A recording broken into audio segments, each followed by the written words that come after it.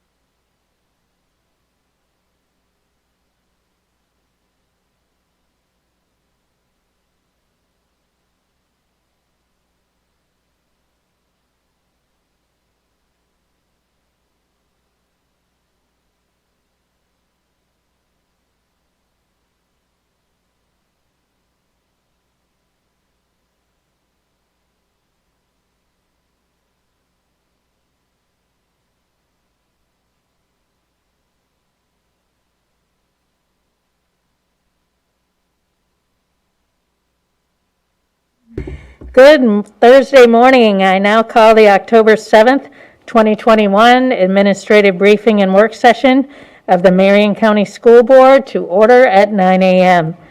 Please silence your electronic devices or put them on vibrate to avoid disturbing others. I now ask the school board attorney to explain the rules for this work session. Good morning, Attorney Powers. Good morning, Chair Thrower. This work session is a public meeting as defined in Florida's Sunshine Law. The board is dedicated to full transparency in its meetings and its work. In compliance with the Sunshine Law, the board has adopted uniform meeting procedures, including the right for citizens to participate. The board will allow public comment regarding any work session item listed on today's agenda at the appropriate time. Speakers must fill out a request form and hand it to the school board secretary. After the board and superintendent have completed their discussion on a particular agenda item, the secretary will call the speakers' names in the order received.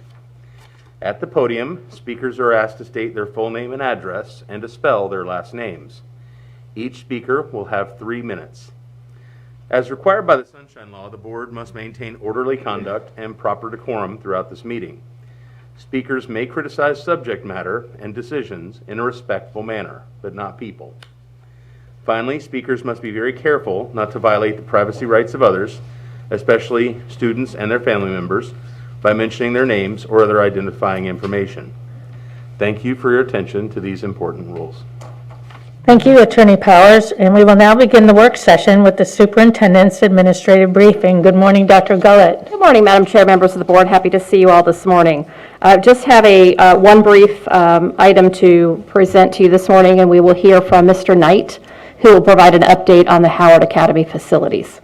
So I'd like Mr. Knight to come forward. Thank you. Thank you. Good morning, ladies and gentlemen of the board.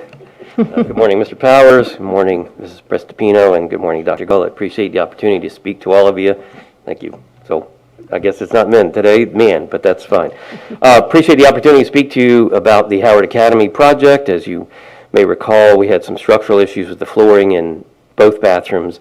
Happy to report that the project essentially is done. What I mean by essentially done is there are 2 items remaining. The 2 permanent doors have yet to show up. There are temporary doors on there that look permanent, but we order doors that match the other 5-panel doors down that hallway to keep in the framework of the historical preservation of the building and the look of it. Those are expected to show up 1st of November. I will provide an update through email to you when those doors come in and are hung, and that constitutes the last piece of the project. As far as where we're at today, folks have moved back into the building. The restrooms are in full use. They've got new floor structure, new flooring, new wall structure, new walls. Ceiling has been redone, new exhaust fans, all new plumbing throughout the campus, all new plumbing fixtures in both bathrooms, and essentially they're back in use as of, I think, roughly 2 weeks ago. They moved in on a Monday, Tuesday, and the contractor was doing his final deep cleaning in that same time frame. So both bathrooms are in use. I'm not one to say you should go see the bathrooms at that facility, but if you ever are in that facility, you'll notice quite a difference from what they were. They're much more roomy, they meet code, and they're quite pleasant compared to what we had previously. So unless there's any questions, that completes my update. Again, I will email all the board as well as the superintendent's office when the doors do come in, just so there's an understanding that the doors are now in place, and that's it. So, thank you. Yes, well, this question is really for you, and then, if permissible, to Mr. Knight, and that is it realistic or allowable to get a quick report? I know we've had some progress on this building.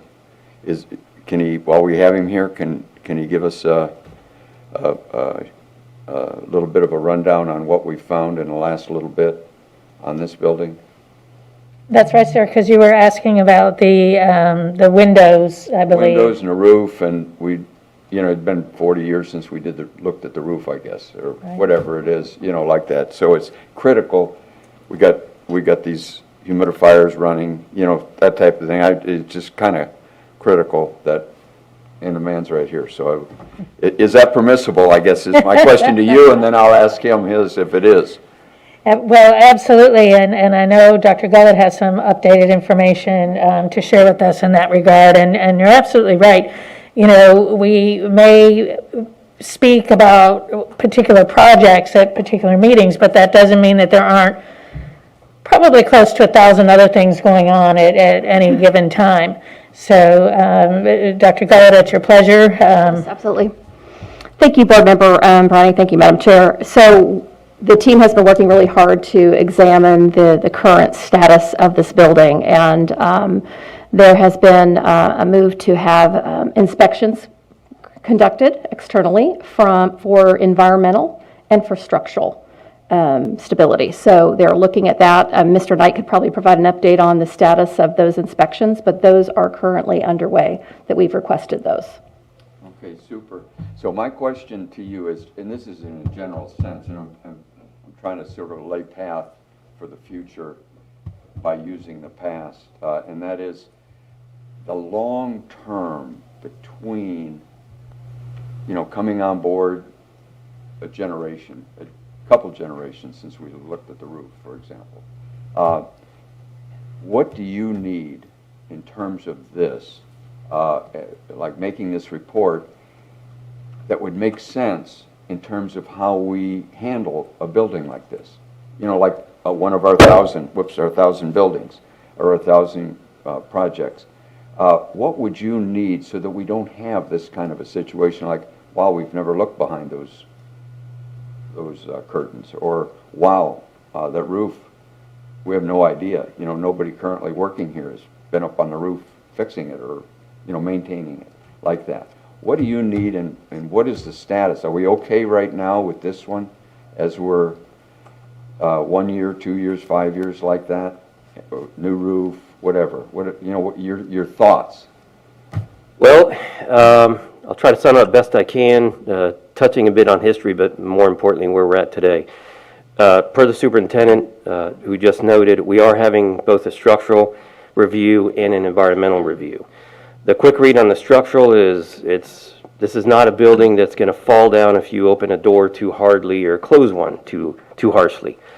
At the same time, it's had a water intrusion problem for a number of years. Sometimes they are detected right away. If it's dripping on your desk, you're going to know it. But if it's running on a beam and it drips into a closet where nobody goes, you're not going to know it possibly for months, if not years. That's part of the problem here. We know water's been coming in through the skin of the building and even through the roof and not dripping right on somebody's head or desk, but it has been absorbed by the structure. So the quick read on the structure is, although it's a safe structure, the structure has become somewhat compromised, meaning if you don't do something, you're going to have a structural problem, serious enough to have to vacate pieces and parts of the building. The environmental study is not complete yet. We just got proposals. We're trying to coordinate for the actual environmental hygienist to come out, not just the technician that's going to take sampling, but somebody that could on the spot judge that's a problem, this is not a problem. So I don't have an answer for you as to, is there an issue in the building? Well, if you regard water intrusion that should not be happening as an issue, yes, there is an issue. As far as what we do about it, well, I think we've had some discussion in the past about it, and that is you have an entire skin that needs to be treated, you have an entire roofing system that needs to be treated, and that's bare minimum what you need to just stop the water from coming in. But then you have to address the damage that we have had. It could be superficial, just a couple of ceiling tiles, but it could be much more where, well, if the insulation is soaked, we don't have good thermal conditions anymore that are going to keep this building warm in the winter and cooler in the summer. You're going to have an imbalance. In addition to that, you have air conditioning systems that are extremely hard to get to without cutting through the ceiling to cut through another ceiling that was plaster back in the day. And the ductwork has been replaced a few years back, but those things all have a lifespan, and if you don't take care of the actual building, the lifespan is much shorter. So I don't come with, yes, paint it red 4 feet, those types of answers, but I can tell you that like any building, really, if you don't spend money, you're going to spend money by force when it becomes uninhabitable. And we're not ready to say anything is uninhabitable yet. The environmental study will provide a lot of information, no doubt. And I think what we're going to probably wind up finding is partly what we already know. The thing that concerns me is what we don't know. And that is, well, if there's a spot in the wall 5 feet by 5 feet, is there a spot behind the wall that's 150 feet by 150 feet? Those are the things we don't know that we're looking to try and discover. As far as anything that we need, it's just my personal opinion that if we have options, you know, there's a point where I think we have to really explore moving some folks around, A, to be efficient, B, because it's not just the condition of the building, it's how much room do we really have that's efficient? You know, can you really conduct the types of meetings you need to conduct? Do we have the proper technologies? Do we have the proper lighting? Because you can really nickel and dime a building like this little by little, and you look back and you spent $4 million on it in a 3-year span, chipping away. And of course, we don't want to be in anybody's way continually repairing and trying to keep things in good working condition. Okay, where I really want to go is the maintenance. Is it 40 years? I guess that was quoted to me. Maybe it's 20 years. I don't know, but decades. You've got to look. Let's just make up a number. 5 years. Every 5 years, you got to look at a roof if you own a building, right? And at 20 years, let's say, you can't even get a loan on a building if you have an old roof. So we don't look at buildings. Are we looking at our other buildings? That's really where I'm sort of an overview policy kind of, that's what I'm asking, because we've got this thing 40 years, we haven't maintained it. What's it going to do? It's going to leak. You know, 40 years, it's impossible not to leak. That's it. Like maybe in a short one paragraph. I got you. Do we inspect our roofs or we wait for them to fall apart? It's not under my immediate jurisdiction, but the school system has a technical services department, which is really building maintenance, and they have exactly one roofer for 7 million square feet. So what tends to happen, yeah. Okay. So what tends to happen is that roofs tend to last about 20 years, so when it gets close enough, unless we've had a lot of complaints through the technical services department and they inform me, then we automatically say, well, about 20 years is the time to start to really heavily address it. It could fail 5 years in. And if it's being repaired and it's going through its warranty clauses, it's not something that we in facilities would necessarily be aware of. What we tend to do is partner with tech services. Every year we review the mass listing of school facilities and we go down them. You know, what's the issues? Because we have to make sure they're in a 5-year survey in order to do them. Now, the board can do whatever it needs to do with its own money, but there are some limitations on, well, you can't do this if it's not in the survey, and it's mostly dealing with student stations. We don't go out and annually inspect. 7 million. The only thing we do annually is we do a fire and life safety casualty inspection annually. And if we notice staining, or one inspector for the district notices staining, he'll put in a work order to investigate the staining. It could be a leaky pipe, could be a roof problem, it could be an air-conditioned duct sweating, and technical services will go and remedy the situation and report back to our fire safety officer. Thank you, yeah. It's not like we have an army of ants patrolling the schools on an annual basis. No, that's not something that we have capability of. Sure. Thank you, Mr. Knight. And yes, history is a great teacher. We've had just so many years of underfunding, and especially when it comes to the capital side and the PICO funds. And eventually the buzzard comes home to roost. And one of my major concerns and one of my major disappointments is that thinking in terms of Reddick High School, you know, I had so much hope that that was a building that had been well built enough in the beginning and was strong enough that there could have at least been parts of it that could have been salvaged because it's historical. And then when you peel back the layers of the onion and you realize it was built during WPA times as cheaply as possible just to get people in there, and that was a different time as well, as far as who was being prioritized and how well buildings were being built. And so similar to this building, it stood us in good stead for over 100 years. But we also have worked very hard to encourage community involvement, and it is a pleasure to me to see not only familiar members of the community here with us today, but new members of the community. And it becomes an equity issue. I know that we are televised on YouTube and our citizens can watch it, but that's not the same as being able to have enough room in a building to actually have the community feel welcome and not sitting in stairwells. Not having to wait outside to have the opportunity to come in. Some of that has been, you know, virus related in our social distancing policies. So it's so important to know the background and then also do things better going forward. You know, that which is maintained stays strong. So there's some pieces that we also have to pick up here. And it's my intention as a board member to make sure that moving forward, we become much more strategic and much more vocal, which starts today at our legislative delegation meeting, that, you know, the can only be kicked down the road for so long.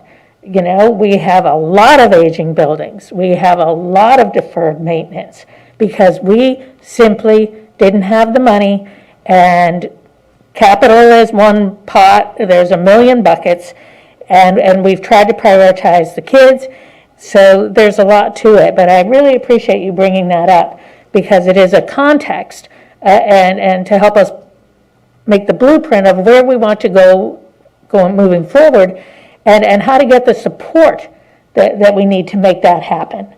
And that has been a long time coming. So thank you again. Madam Chair, I couldn't agree more that just the responsibility of things.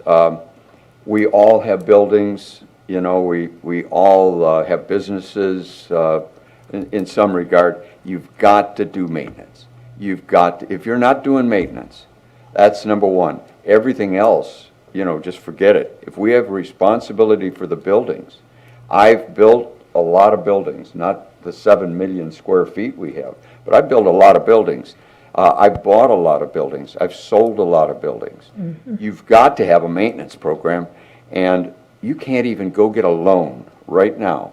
Try, if anybody in here is, or in the audience is tried to buy or sell a house, 20 years, you've got to just put a new roof on it. That's right. So we've got like, what is it, 2 roofs on this? And we've got it, it would be easy to put a roof on this. If I owned it, if you and I owned it, and it was our deal, and we were going to lease it to some engineers, like say, or some lawyers or something. Wow, we'd throw a roof on that thing, make $1 million, move on down the road, like that, and have cash flow and all that stuff. But you maintain your roof. You'd have a program for maintaining. It would not be a guest thing. So I just like putting that out. I'm sort of a consultant at this stage because that's what I do in life, and I'm just tossing that out, and that's real life. And for TV, I just sort of see it as C-SPAN. I know it may not make sense, but if you're going to manage something, that's sort of what we're doing. We got to manage it. Right. So, boom. Yes, and sadly, we've had multiple priorities, and our intention has always been to take care of the schools first, and it's been a triage situation for too long. And those kinds of situations need to come to an end at some point. It should not be a choice of, do we repair the roof at the school board building, or do we build a covered bus walkway so our special needs kids at Hillcrest can be literally rolled in their wheelchairs out to the buses during thunderstorms without staff holding umbrellas over their head and hoping that they're not lightning rods. So that's as bad as it's been, sir. Totally. 20 years ago down at Stanton, that's exactly the situation. They were, thunderstorms. They were walking through bad weather to get into the bus. And we got that handled, and it was a board. Nobody here was on that board, but we got that. It was Don Zaharias that called us down to get that handled. Yes. There's always choices like that, but that prior planning, I'm a pilot. You get your airplane set and you do your maintenance, the maintenance like that. Otherwise, you're not going to have a successful flight soon. It's not a question of if, it's a question of when. Our attorney is a pilot. You can just, it's just the way it is. You've got to have your maintenance. I was in the Navy. If you don't maintain your ship, I'm sorry, you got a problem. You're going to be stuck. You don't maintain your fencing, your horses are in someone else's property. You got it. Same thing. All right, thank you for this great conversation. Okay, was there, Yeah, that concludes my briefing. Thank you. Thank you. thanks. Okay, we will move into our COVID-19 updates with Ms. Boston Ellis. Good morning. Good morning, Chair Thrower, Vice Chair King, board members, Superintendent Gullett, Attorney Powers, and Mrs. Prestipino. I will be very, very brief because I know what your schedule is like today. But if you recall, the governor provided a disaster relief program for our principals and classroom teachers. We were allowed to also provide a bonus through the ESSER grant for other full-time teachers, and we use, for other full-time employees. You approved that through consensus. We included that in our ESSER grant, and it has been approved. But the next question you had was, what are we going to do about our part-time, temporary, and our substitutes? So the last work session, you asked that I come back with an estimate or some kind of a recommendation of what we could do for part-times. Again, using ESSER funds, and the recommendation is that we provide a $500 net bonus. That means that the part-time employees would receive $500 net. That net would cost the board a little over $743 per individual. So the total cost is just under $490,000 to support that effort. Again, we would amend the ESSER grant and include those part-time, temporary, and substitutes in that. They would have to meet the same criteria. That is the date of May 26th. We are currently working through the full-time now, and that's taken a little bit of time between ESD and payroll right now because some of our employees received bonuses outside of from early learning, or even our MAPS employees. Some of them received a bonus. So now we're going through that process. So we think within probably the next 3 or 4 weeks, we'll be able to pay out the full-time.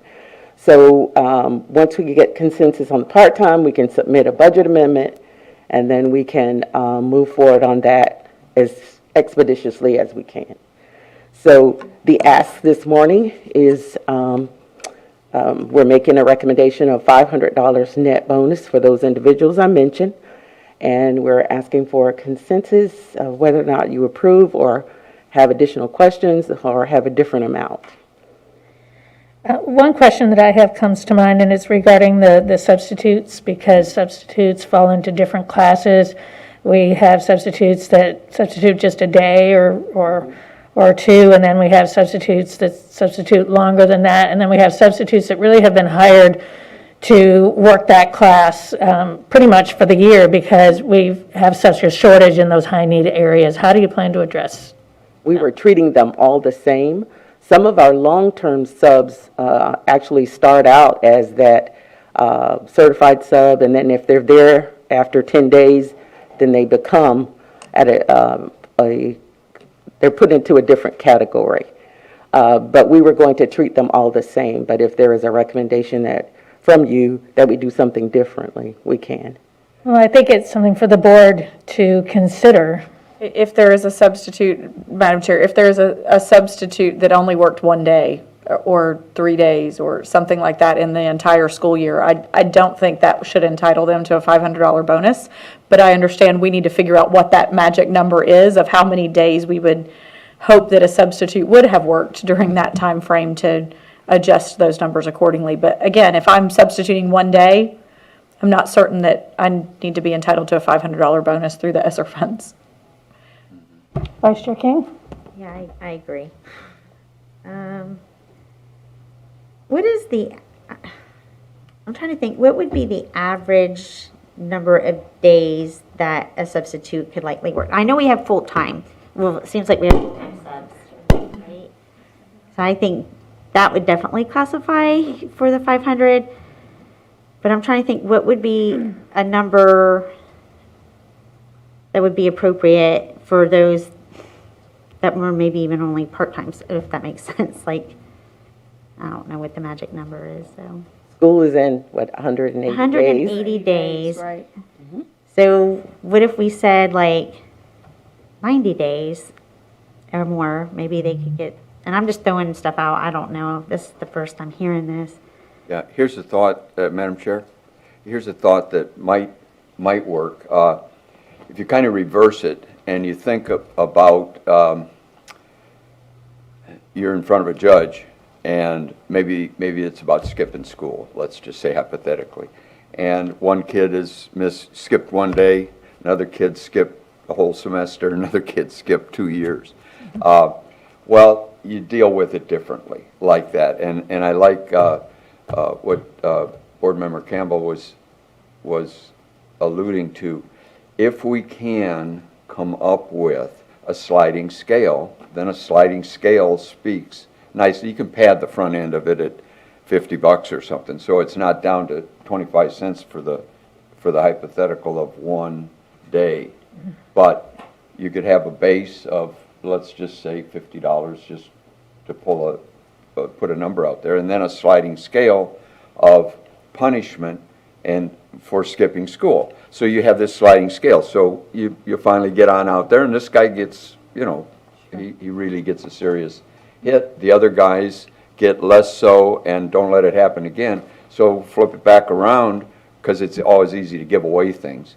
So, and the governor is got this started, so we want to follow it along. So Well, wait, perhaps that might if work. I may, we also have to keep in mind and take into consideration where we started. So the governor gave $1,000 bonuses to teachers and principals. That's it. So all the assistant principals, all of the media specialists, we can go on and on of all the people that didn't qualify in that category. So then we now have come back through ESSER funds and said every full-time staff person who worked through last year, which we all know the challenges from last year, full-time all receive $1,000 bonuses through ESSER. Thank goodness for the federal government to provide those dollars. At this juncture, part-time staff doesn't even know they're going to get this.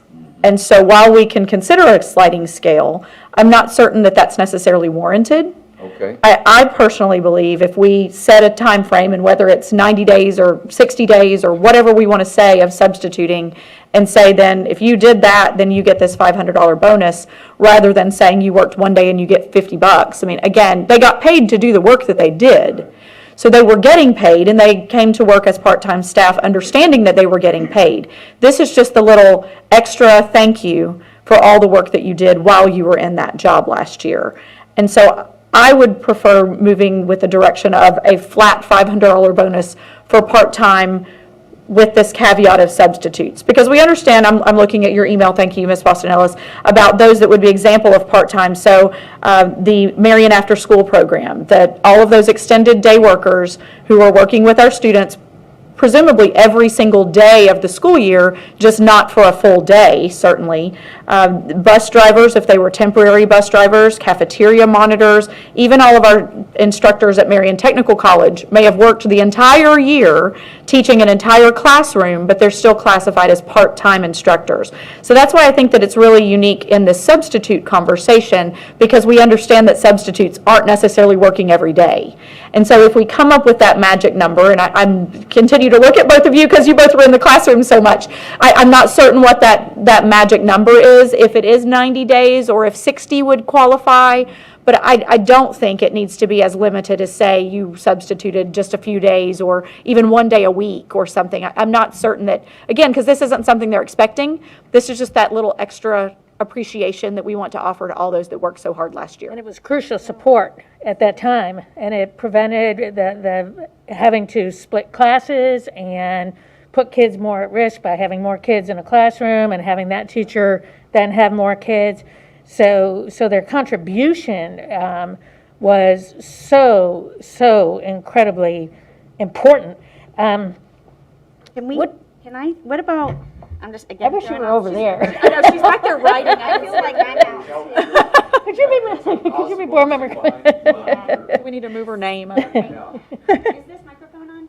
Yeah, It will be? I can help you with that. So what I'm thinking about, so if they were full-time, we'll give them the 500. What if they worked for 90 days, they get the 250? Because still 90 days, I mean, that's a half a semester that they were in the classroom or for whatever reason helping. And then what if we gave the scale, if they were in there 45 days, that's a quarter, and give them like 150 or 100. That way it's easy. And then the others, hit and miss. I'm just throwing that out. But they were in the classroom working diligently, with our students when the teacher couldn't be there for whatever reason. And, 45 days is a quarter. So I'm just throwing that out. But I think it would be hard to be like, you worked one day or 2 days. But 45 days is a quarter, a semester, and then the entire year. That way it's simple, but, maybe you guys have something else. It makes that, I like the thinking, I like the rationale.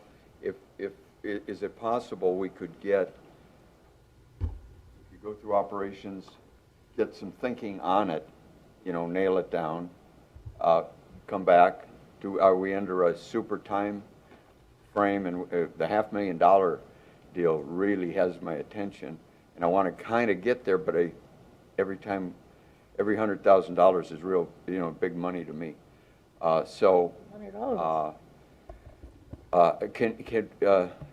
Ms. Campbell, do you see a way to, in terms of timing, and to go through operations? And some of it is on Ms. Boston Ellis to answer when we would need to make this amendment and how long that process would take. Because we all know that we submitted the ESSER grant and then we had to wait on approval, and now we're still waiting on funding, and all of these things Right, and we approved it a while ago. Yes, and it's been a employees are long like, time. Hey, is this really going to happen? These are televised meetings. Everyone knows we approved it, and they still haven't gotten their money, and they're wondering where it is. I'm looking at your number of 277 substitutes. I think it would behoove us, before we make the final decision specifically on that target group, to know how many hours, how many days those 277 worked. And it may be that we have 50% of them that worked 90 or more. But without knowing that, then we really don't know what the full picture is, I mean, there may be 50 of them that only worked a week or two. So I think it's difficult That's a real good point. to know exactly what we're talking. So then it may be a different financial impact based on the number of people we really are talking about working. I think you kind of hear where we're going with it. I think we want to make sure that they get something, but we also want to make sure that we are rewarding those that worked the most. And it makes it hard to quantify without all of the information, but I will say this, that for our employees that have been full-time, they've been with us, we know it, is it the worst thing in the world to at least begin rolling out these checks and while we're continuing the conversation, because any adjustment, and this is something that our employees really need to wrap their heads around, when you have this many employees and you're going through the government, does it ever happen quickly? No. But has a check to you from Marion County Public Schools ever bounced? Not to my knowledge. So you're going to get it, but if you're planning to try to pay your electric bill on this money, then you may want to rethink your budget for the month. You know, we're trying to make this equitable, we're trying to make it rewarding, but it truly is a process. But again, the ones that we already know unequivocally that they deserve the 1,000, it's kind of a no-brainer. Can we focus on getting those checks rolling while we're figuring out the rest of this? We are in the process of the full-time that were excluded from the governor's allocation. And that should happen within the next 3-4 weeks, probably, maybe even sooner. But again, as I said, we've got to go through and verify that people have not received funding from other sources. Right. And that's what Employment Services is doing now. Right. But once that is done, then we have the funding, then we can write the checks at that point. But I guess what we need to do is a budget amendment to cover all of this. So that's why I'm trying to get an answer today, and I realize you want additional information, but as you stated, the longer we take making this, but, you know, I would like to follow the train of thought with Mrs. King, if I might. If you talk about somebody, when we talk about a teacher, I believe, being here for a full year and treating them, I think it's like half the semester and a day, something like that. So if we follow that logic and say that group would get the full 500, then let's talk about the people in between. So someone who's worked between 45 days, and if you can kind of give me a range, then we can work from that and go ahead and proceed with this. Just the longer we take, the longer it's going to take. Right. Madam Chair, Yes, sir. if I may, I want to be real careful. I like Board Member Campbell's line of thought. I am not in favor of pushing a bureaucratic need to make the decision. I understand the logic, but I do not, I cannot push that because I wouldn't in business. I just wouldn't do it. I would hold off unless I can be convinced through operations, through the superintendent, that you see a plan, a solid plan that you could do in this short order of time and pull it together. I would like to see it come back in a week or 2 weeks for our workshops. And meantime, you have time to work and to implement what I consider brilliant thoughts that came from Board Member Campbell. That is exactly the way I would perceive things should work. Great ideas. Ms. Kelly had great ideas. You had great ideas. Let's just let them work with it, perhaps, and then come back, because it is real money. You know, it's $500,000. If I may, Madam Chair. So I would say that what Ms. Bostonell has shared about the amendments is important. And I agree, we do not want to rush to any decision, and I don't think we've done that previously and up to this point.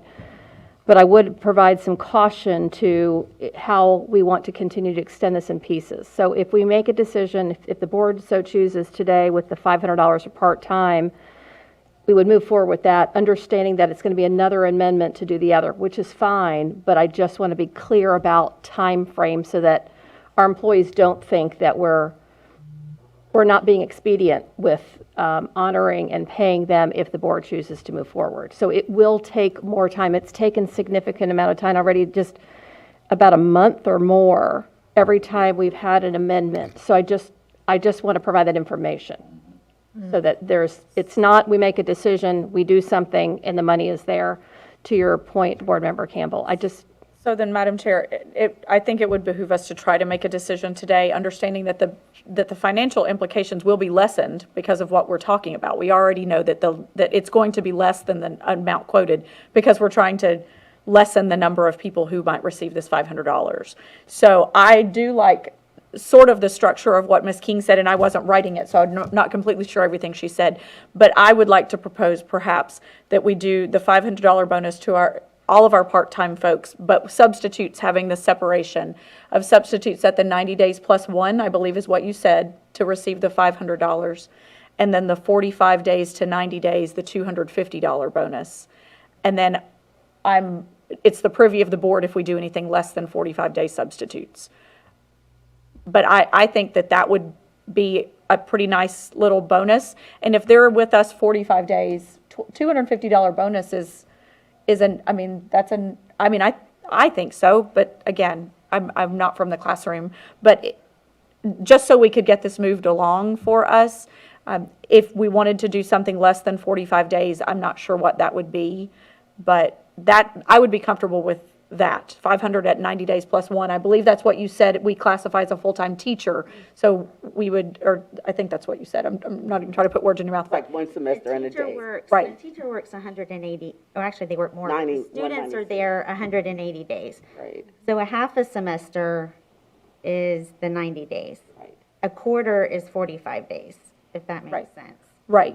So if they were there a half a year, it would be 90 days plus the one, I guess, or if we have to have that. And then the 45 to 90 days could be the other window of the 250.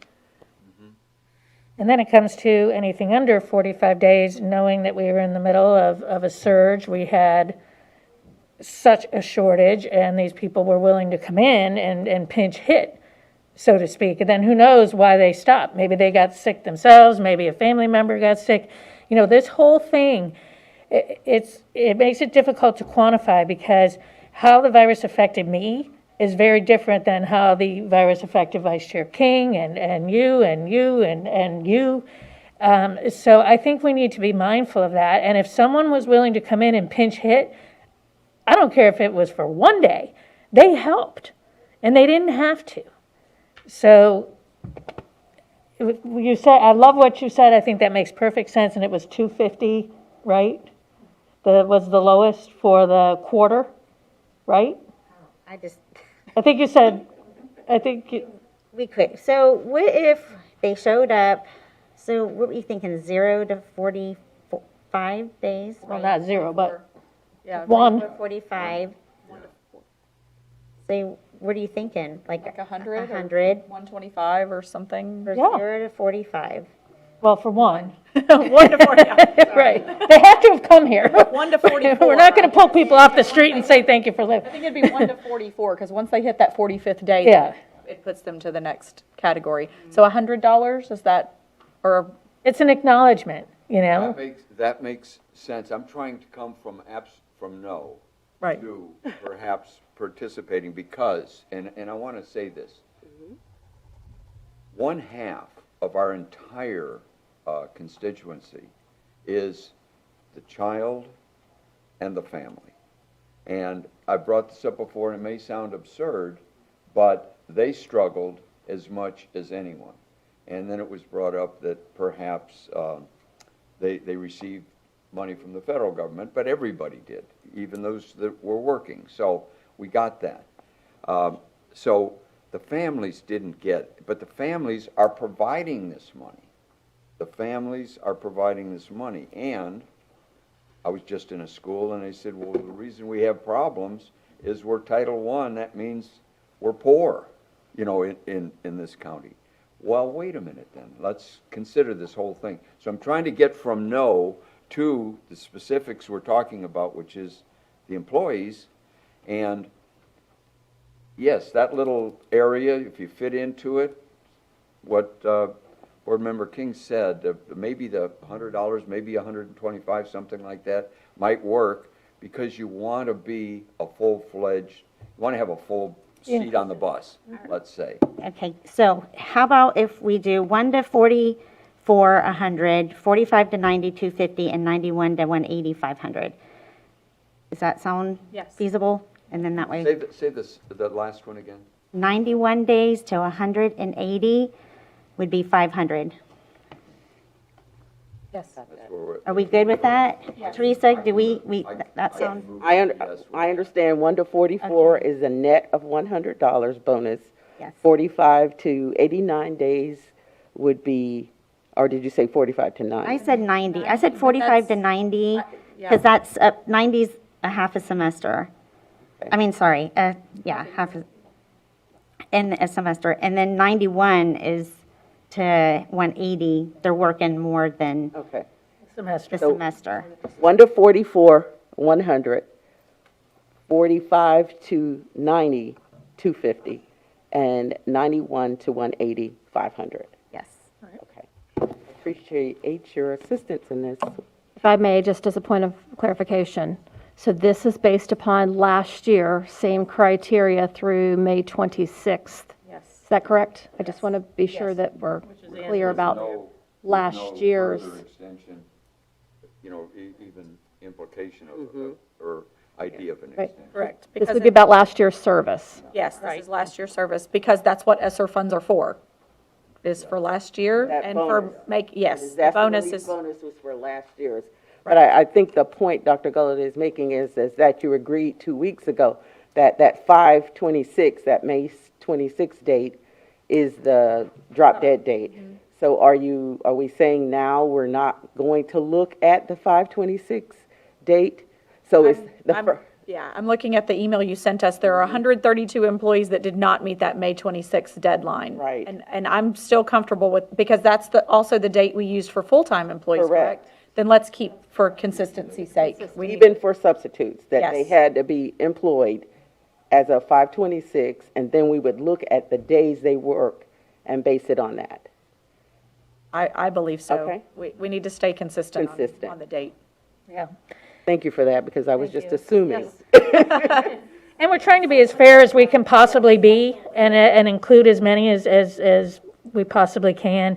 And, in the private business world, they were giving bonuses a lot. In fact, I've heard that from other employees. It's like the whole time my husband was employed, in the private sector, he was getting bonuses right along. Well, we don't have that never-ending pot of money because we can't raise our prices to compensate for that. So, public, private, two very different animals. But anytime that we can show our hardworking employees, with tangible benefit, how much we appreciate them after everything everyone's been through, I'm all for it. So let's go. Okay, thank you. All right. Is there any public comment? Ms. P.G. Schaefer. And this is all about COVID, right, in general, because, okay. Yes, it's our COVID-19 updates. It's somewhat related, because I know it's supposed to be related, I just want to make sure. Yes, it's related. Well, a little bit, just tiny bit. Let's hear what you have to say, ma'am. I gotta do this correctly or I'm gonna get in trouble. So it's P.G. Schaefer, 2015 Southwest 43rd Place, Ocala. Dr. Gullett, board members, welcome, new board member Browning. We appreciate all of you so much. Just want to say thank you for loving on your teachers, because that's why I'm here, staffing, as was my title. I had to quickly jot that out. So important to do that. And so with regard to that, thank you so much for doing that. But, and I'm here representing teachers and other school board employees who have spoken to me, and so specifically about loving on your employees, you're segregating them by offering your bonuses for the job. So my concern is, and I am speaking with the voice of a friend who is a teacher who is got a fire burning because feeling set apart, segregated, discriminated against, because this person chooses not to take the jab, but feels set apart. And that's not right. You're dividing, you're creating division by doing that. Because there may be a whole bunch of people that have taken the jab, but there's also a goodly number, I'm sure, that have no intention of taking it and feel set apart and segregated and discriminated against. And so it's creating division, and you should not do that. And so I'm very disappointed about that, and I just wanted to let you know. Thank you again for what you're doing for those who stepped up and took care of business last year, because they did a phenomenal job and deserve it. And I'm thankful for that. And thank you for fighting for them for that. This is just another piece of COVID related to your employees and the jab. So, thank you. Thank you. Kirsten Angel.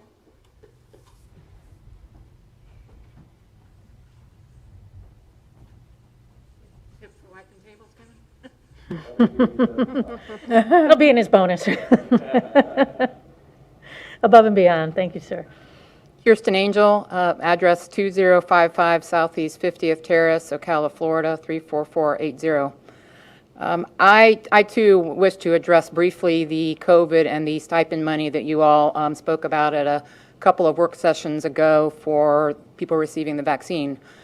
Usually if I'm not here in the room, I'm watching your work sessions somewhere else, and even the ones that go 5 and 6 hours, which are sometimes painful to watch and endure. But I was very concerned when you brought up the stipend money for vaccines, and in speaking to people in various walks around the community, many of them are concerned too.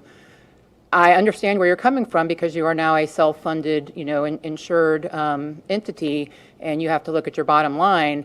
However, you are basing that bottom line on information that you are getting from the CDC and the FDA, and assuming that vaccines are the way to go. You are setting yourself up for a very dangerous sliding scale. There are many other behaviors that I'm sure we would like to reward via stipends. I'm an overweight person. If I was a school board employee, are you going to pay me for losing 20 pounds, 50 pounds, 100 pounds? And how are you going to monitor that? If I was a school employee and I was smoking, are you going to monitor me for not smoking and reward me for that? If I was a school board employee and I engaged in extramarital, premarital sex, are you going to reward me because I don't do that? And are you going to monitor that?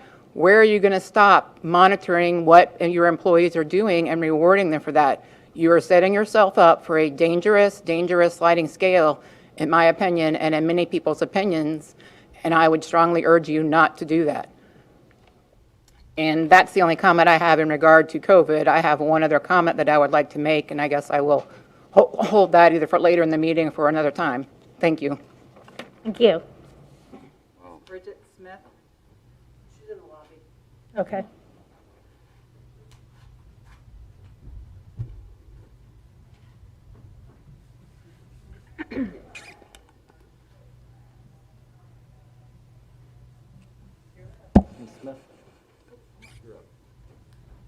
Ma'am, please state your name and address for the record. Sure, it's Bridget Smith, 4275 Southwest 85th Avenue. I've been outside, obviously, so I've been listening. I'm here to tell you a quick story.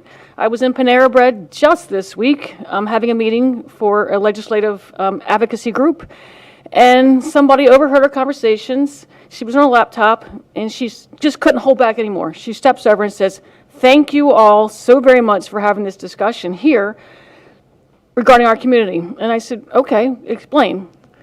Can't say her name because she's scared. She is a school teacher. She recovered from COVID. So have I. So she said she got an email or letter, and I said, was it from Marion County or was it from the Department of Education in Tallahassee? Marion County, suggesting that she would be given a stipend if she were to receive the shot. She says, "I don't want the shot. I've had COVID. I have recovered." There is not one study out there that shows any benefit to somebody that has recovered from COVID to get the vaccine. So again, she's like, "This is my job. What am I going to do? I don't want that shot. I've recovered." There are studies out there from the Cleveland Clinic that has been tracking their employees who have had COVID, and their immunity, their cell, the bone marrow has the B cell, T cell memories, it's showing they are still immune 13 months out. And I can pretty much guarantee you that every month after that, they're going to show immunity. So there's a whole entire population that we are not considering. In fact, the CDC is not considering. So this is a discussion that you need to have a physician roundtable over because, again, it's an entire population that has recovered from COVID with therapeutics. And there is no study that says there's any benefit from that vaccine or shot to them if they have recovered. They have their own antibodies. In fact, it would prove an increased risk of an adverse reaction. So why would somebody like myself, I'm just saying myself, go get a shot if I've already recovered from COVID and I have a 2-point-something% of an adverse reaction? I just think it's something that you all need to discuss, bring the physicians in, and not just the bureaucrat physician, but a round table of physicians that are frontline workers. I appreciate y'all doing this because there is a discussion that need to be had, and thank you so much. Thank you.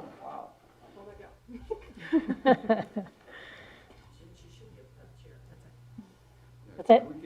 Can we get any more chairs in here? Well, the reason why they're spread out is for social distancing. And then that way people can choose whether or not to wear masks, ma'am.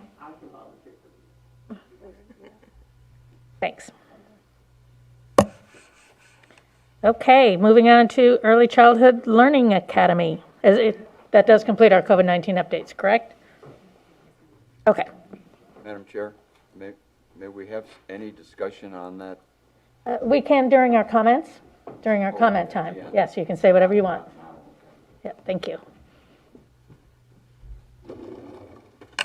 All right, good morning. Morning.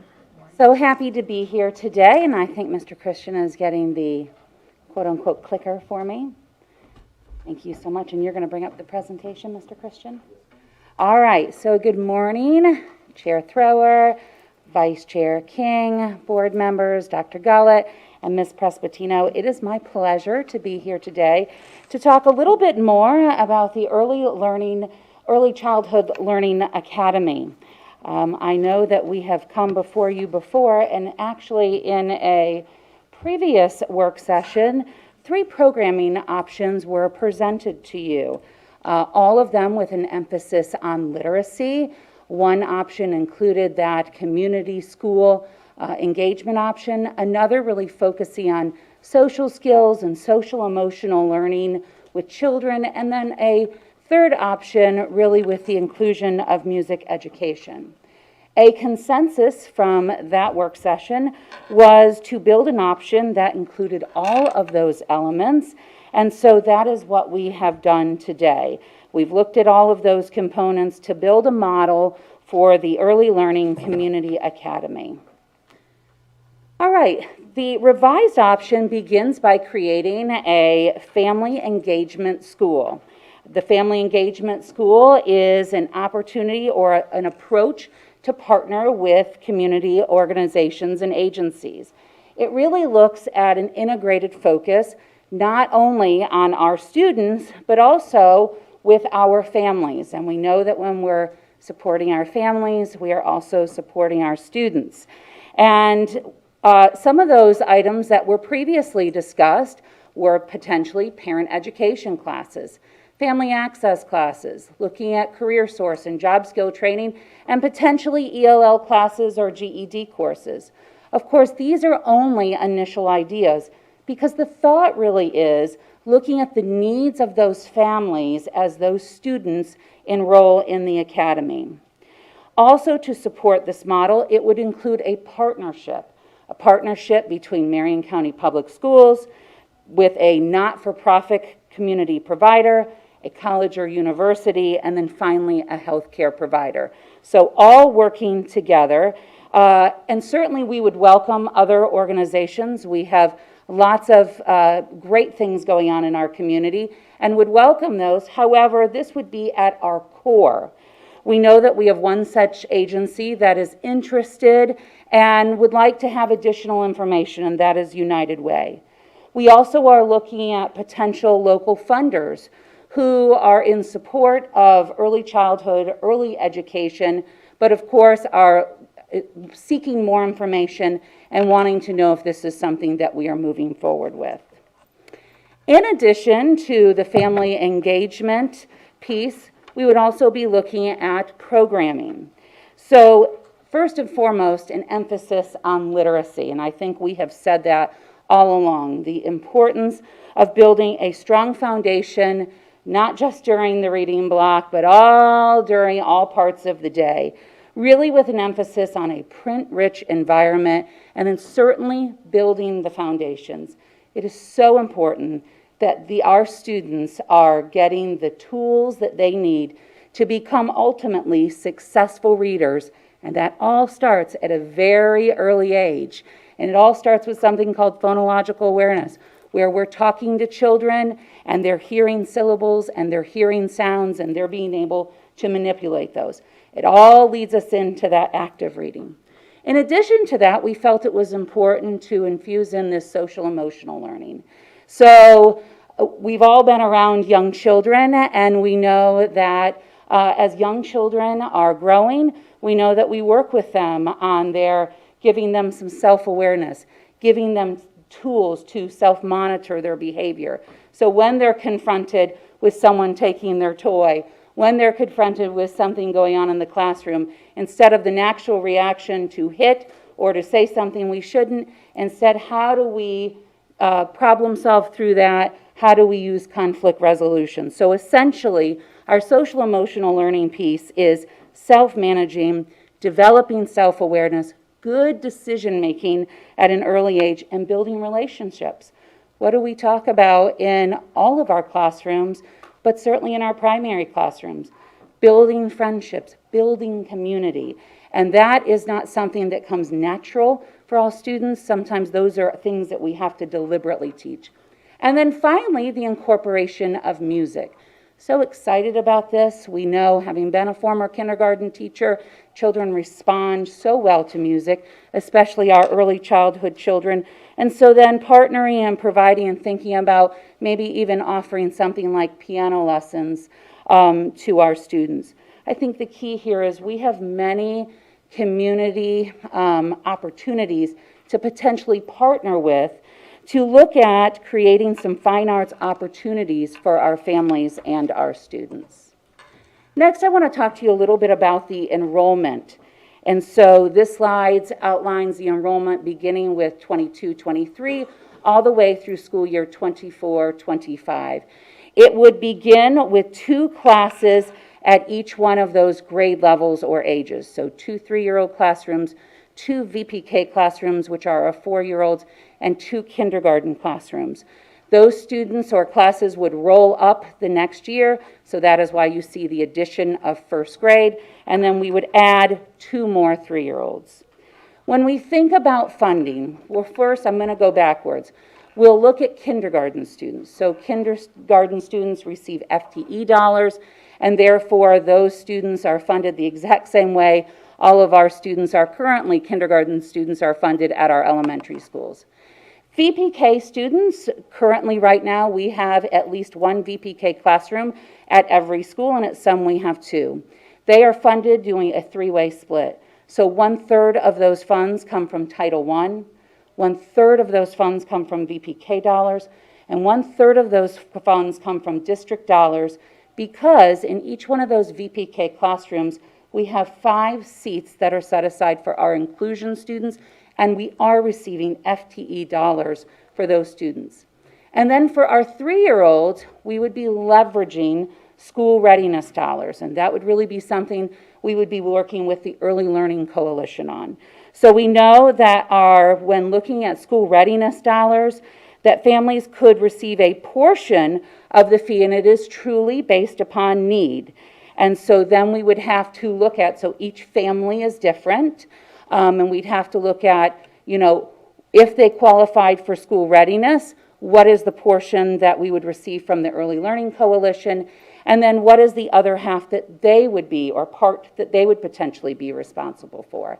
And then I think some decisions would have to be made. So is that something that they would cover as a family, the difference, or would we potentially look for a private funder to offset some of those costs? Staffing considerations. So when considering staffing, here are a number of positions that when we looked at would be necessary to get the Early Learning Academy up and off the ground. However, I think it is key to note here that certainly these positions and the need for these positions would definitely be based on one, on location, and two, enrollment size. So we'll do custodial, food service, and clerical, even instructional support. When you think about the number of students and the need there, that translates into number of classrooms, and so we potentially would not need full-time custodial. We know that we've done it at other schools and we do it throughout the summer. We know sometimes we might not have an on-site full-service food service team, but we know that we have options to satellite the food in for the students. And so again, some of those numbers and staffing considerations would certainly be based on our enrollment of students, but I do think it is important to note that in our 3- and 4-year-old classrooms, we can have up to 20 students with a teacher and paraprofessional support, and then our kindergarten numbers are 1 to 18. All right, when looking a little bit at the facility, and I know we've talked briefly about this before, we know that in the model that we are presenting to you, we would need at least 6 classrooms for this year, 2 3-year-old, 2 VPK, and 2 kindergarten classrooms. We know that we would need at least an additional 4 more classrooms by 2024, 2025, because we would be rolling in 2 more classes in those subsequent years for a total of 4 classes.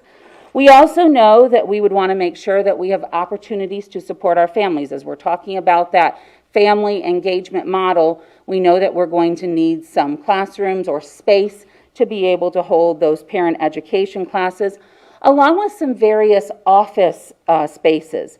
And when we think about that, some of those office spaces could be for student enrollment, student screening, and simply for meeting activities. We know that we also would want to look for a playground opportunity for our 3-year and 4-year-olds and our kindergarten students. So in the past or previously, we have talked about the former Evergreen Elementary site. We did go and we took a look at that site so that we could bring you that information. And here's what we have found. We have found that Building 7, which is right at the front of the school, it is closest to the main office and it's closest to the car line. We also like Building 7 because it was adjacent to the pre-K playground and kindergarten playground, and we looked at the number of rooms in that building. For sure, for the first year, it would be able to accommodate those 6 classrooms. We also looked at, was there any additional space? There is a computer lab at the end of that building, and that computer lab could certainly serve as a wonderful space to work and meet with parents, and then if they needed to access technology, then we already have those things in place. When looking beyond that and looking into the future, we also looked at Building 5, which is directly behind it. Building 5 has additional classrooms, and we may need to consider that space, especially if we're including that art and music programming. All right, and so I think what you're hearing here today, let me talk a little bit about renovations. So let's go back to this. So we did look at those classrooms, and the other ideal part about those classrooms is that those classrooms, several of those were already kindergarten classrooms. And so again, when you look at the where the sinks are located and where the toilets are located, and several of that room in those rooms that already supports that. In a couple of the rooms, we would suggest doing some demolition of cabinets.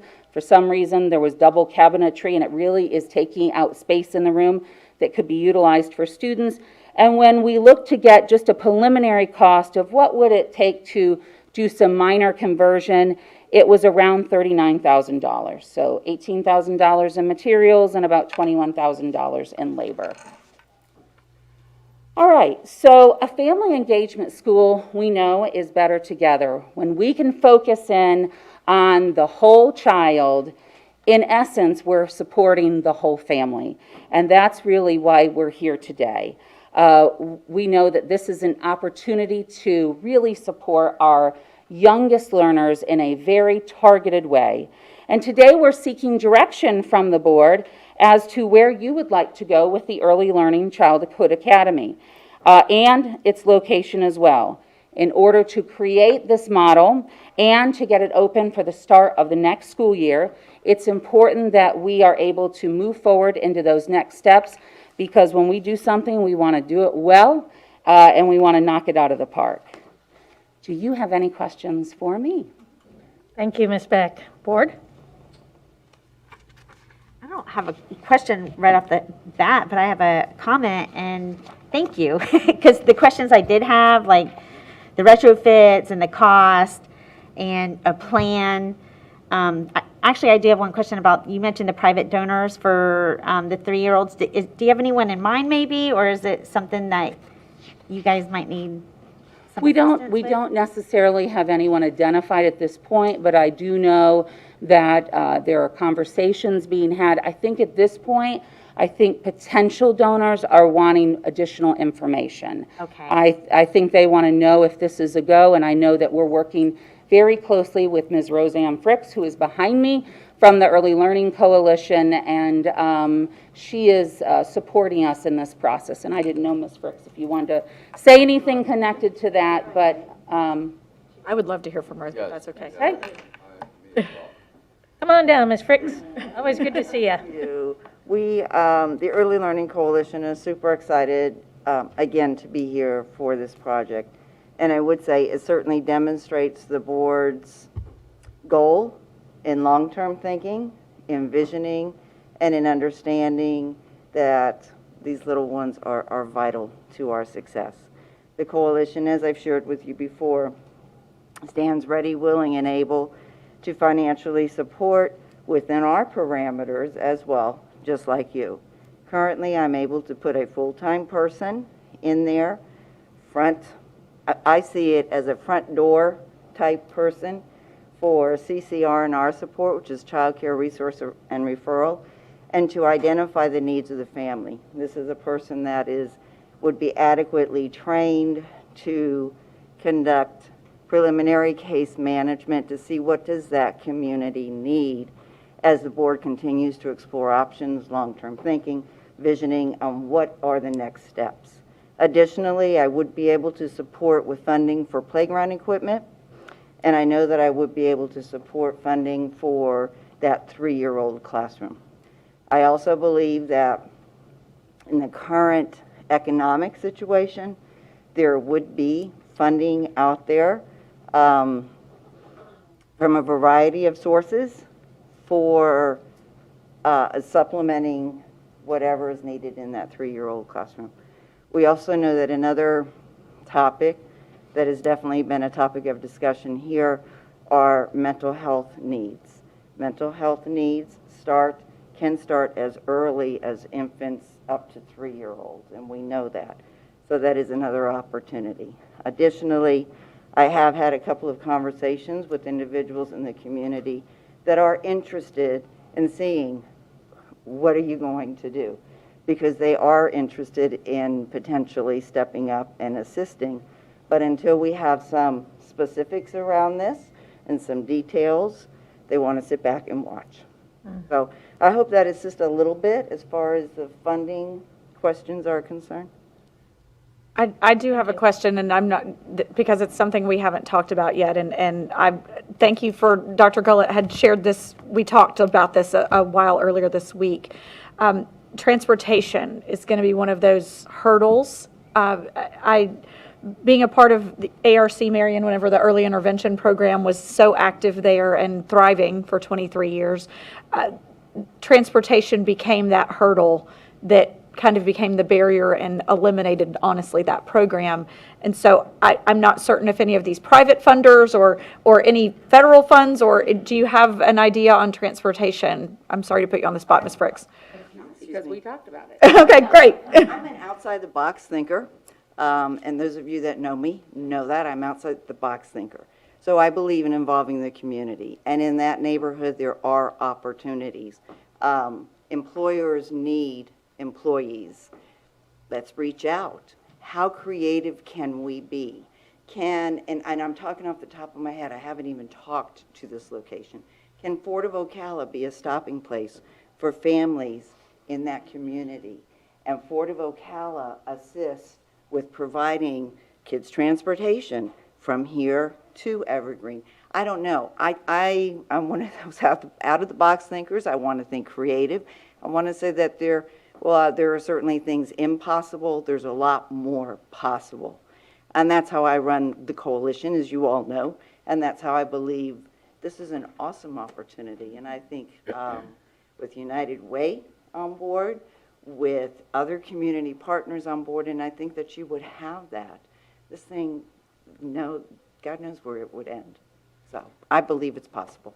Thank you for bringing that up, Board Member Campbell, because that jumped right out at me too, and it's something that we probably want to add to this PowerPoint is transportation.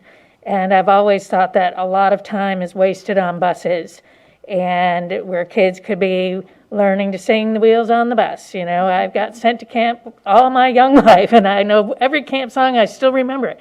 And so those are the kinds of opportunities, and I love the looking at our local businesses to support, because number one, what could be more appealing? And number two, if they're going to provide transportation, they have those cool wraps where their name can be on it, and, angels on board, whatever cool advertising they want to come up with would really be great. And if kids are being transported from a distance, then let's use that time on the buses for learning. So I'm an outside the box thinker too. I guess you probably just noticed. But these kinds of initiatives are so appealing for that reason, because we know there's a need, and there's nothing more heartbreaking as a teacher to see a young child come into kindergarten that's already 5 or 6 years behind. They have never been made to sit and stay anywhere. They have very little vocabulary, virtually no social skills, and they're sitting there with children that have been raised in very print-rich environments, lots of exposure, lots of verbal language, and that's pretty hard as a teacher, no matter how good you are, to differentiate to that extent. So there definitely is a need for this.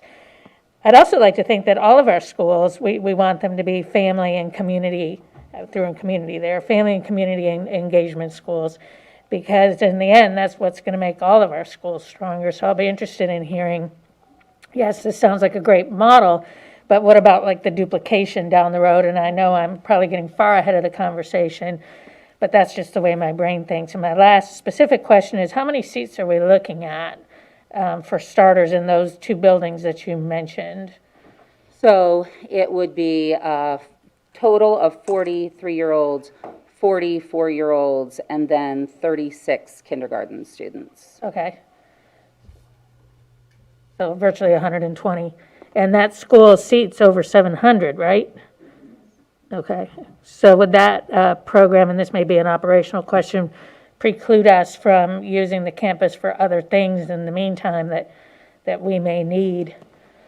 And if there's not an answer now, that's fine, but just something to think about, because that is one of our newer, older schools, and it's a beautiful campus with a lot of room.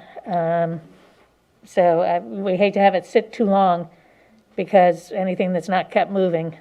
It's my understanding through Mr. Ayers that may not be possible. However, he could probably provide additional information on that. Right. And I just wanted to say I agree with you wholeheartedly. Again, I was a kindergarten teacher for a number of years. And I think the other important thing to notate is I think the state of Florida sees the importance of early childhood. I mean, we're working through 2 House bills right now, and I think they sent a huge message this year when they did away with the Office of Early Learning, and it's now the Division of Early Learning, and it's under the Department of Education. And so it's under their purview, and I think that makes a huge impact. And then we have House Bill 7011, and that's really going to put a brand new progress monitoring system in place that will go all the way to eighth grade. But where does it start? It starts with pre-K. And so I think they're recognizing that we have to get these kids early, and you're right, so that they're not walking in the door already behind and that we're having to close these gaps. I was just going to say, if I may, that's a wonderful segue into what I also wanted to share, because Ms. Fricks and I were talking just before. You all know, Board, that we have Invest in Early Learning Academies through public-private partnerships to support students from the start as a part of our legislative delegation platform today.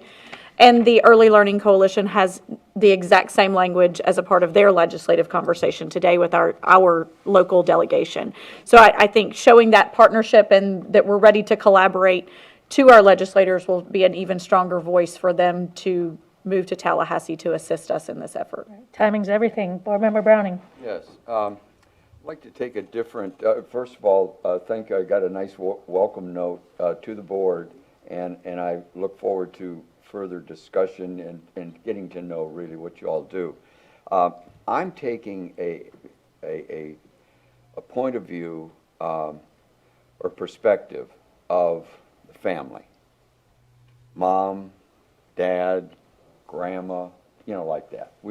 Everybody here probably has children, mom, a dad, grandma, something. All right. The idea, just right off the bat, just in terms of presentation and this, is the idea that the state or the commune, I remember when Israel got started, everybody went to a commune. I remember when I was a youngster, if a kid went off to boarding school, it was a mental health disaster. You almost knew it was. It was a pretty difficult thing. And often they were some of the wealthiest people around. The idea of taking a 3-year-old, I can remember almost being a 3-year-old. I know a 4-year-old like that. But the idea of giving that over to a surrogate, to me, is just very, very difficult to comprehend. Now, I do want to learn about it, but to leave my mom at 3 years old, and then to have someone say that the situation is going to be better than with my mom at 3 years old, I find that incomprehensible. Madam Chair, if I may, Mr. Browning, while I appreciate your sentiment, as a working mom my entire life with 3 very productive children who have been in play-based curriculum since they were 2 years old, they've been very successful, and we have wonderful relationships. So absolutely, it 100% does. And that's what I want to learn. Yes, and I'll be happy to share with you my personal experiences, because that's a personal conversation that we can have about my personal children. But yes, I actually understand what you're trying to say, but in working families today, it's very practical for children to be 2 years old in a play-based daycare kind of setting, K3 very appropriate settings, K4 very appropriate settings, where they're also learning, but they're also playing, and children and families then are able to support their family because they're working. Now, I really get that. I do. I get it. And now, that was my earlier, we just had a couple of moments before the meeting, and I'm saying, wow, is this like a daycare? Is it like babysitting? Is it, it seems that it's not so much for the student, it seems like it maybe mama works, or mama's not going to be around, or something. There's some institutional need for this, and the kid's interest is not exactly there. So if we create this, we might be encouraging something that, I'm just trying to get my head around it. The idea of us going into the daycare business, there's daycare people. That's what they're there for. And I would like to see, I see the truancy laws up kindergarten, first, second. You get a 12-year shot at this student, and that's what we get paid for. That's our product. We move them on through. So to get a 3-year-old out of daycare and put them into a state system, I really got to learn a whole bunch. So I really got to hear a whole bunch. I am just, I just can't even get, I can't even get on the train on that one even close. But maybe I can, maybe I can, maybe I can learn something.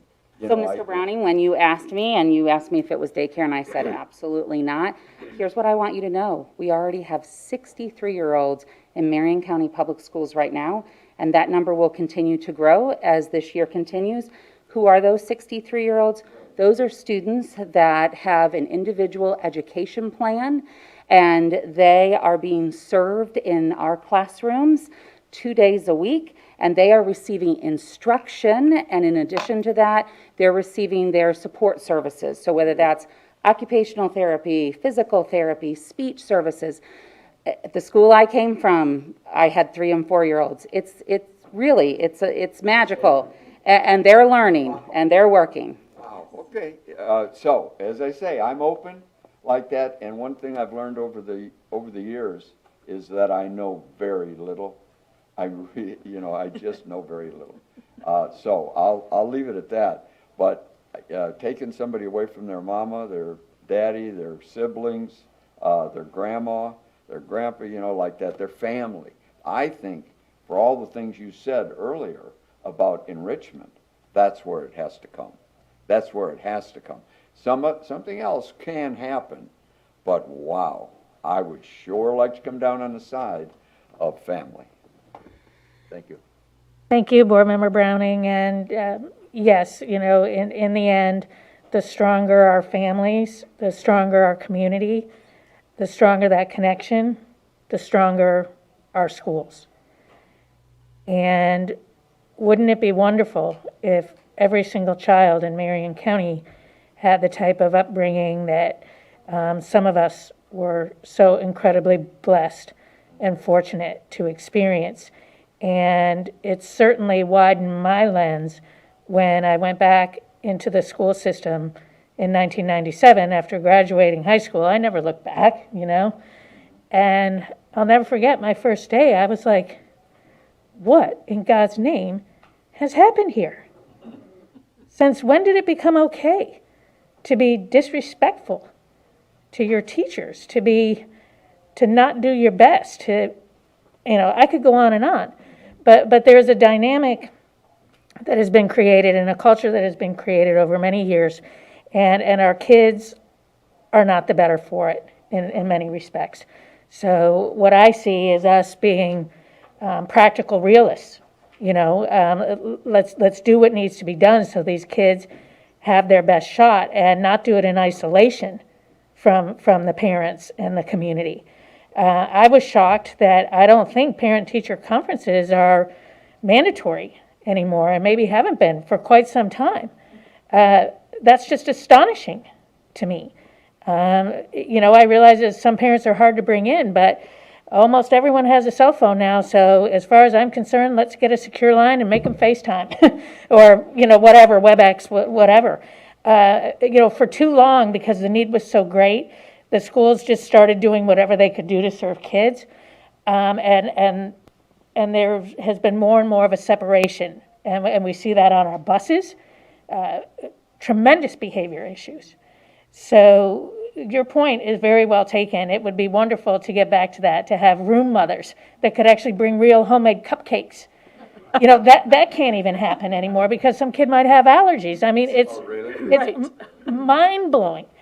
But until we reach that day, we have to do what we have to do, because don't forget, sir, that the state has crucified teachers with withholding not earning their salary, not earning all the money that they could earn through the VAM process, because these kids that have not had the opportunities that it sounds like you had and that I certainly had, are not making the progress they need to make for that teacher to be evaluated as being satisfactory or effective or highly effective. So it is a broken process, in my opinion. And someone like you saying what you had to say is exactly what the community needs to hear, because we need to come together and we need more things like this. And to bring in the community and our families. So that's my soapbox, I'll stop. It does ring true. I just have to say, though, as a first grader, as a second grader, as a third grader, I did everything, and everyone I knew did everything to interrupt a parent-teacher conference. I mean, that's just what you did. You know, a parent-teacher conference was not a desirable thing from a child's point of view.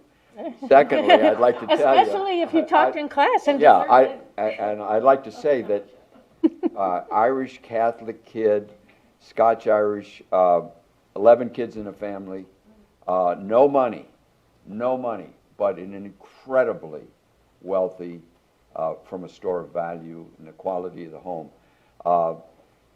Wow. You know, we worked, we did, and go to school at 3. I just cannot envision that, but that's okay. I'm learning, right? And you're open to it, and that's great. These things are out here, but Facebook and some of this stuff that's contributing to the problem on the bus, that's contributing to some of these issues of young people. Wow, we've got a lot of issues out there, and I just want to direct ourselves to the right ones, perhaps. Yes, sir, thank you. Running. Yes, sir. Can we get your mic moved a little closer? Yes, sir. To you? Is it? I'm sorry. It's not, and we can hear you right here, but it's not picking up, I don't think. All right. Let me get this little puppy moved. And sometimes it's also, you know. How is that? Is that better? Is that better? You always Okay. want to keep your phone away from your microphone. All right. 1, 2, 3. How is that working? Yeah, that's the thing, it's better. Excellent. Thank you. Thank you. Board, any other comments? No, just thank you, Ms. Beck. It's nice to see you. Again, it's been a while since we've seen you. So before I step away on this presentation, I wouldn't be doing my job if I wanted to make sure that we had your commitment on moving forward and have you weigh in on the location, so that again, if it's a yes and it's the site that was formerly Evergreen, that we can move forward, and if it's some other site, then we can look at that as well. So I agree with the Evergreen location. I think that you have identified the perfect spots where this will work. I also did hear mentioned in the plan, though, potentially for additional adult learning opportunities on that campus. So I want to ensure that is also explored. To Ms. Thrower's point, that this is a school that holds 700 students on a traditional basis. We know we haven't had that number on that campus for quite a few years.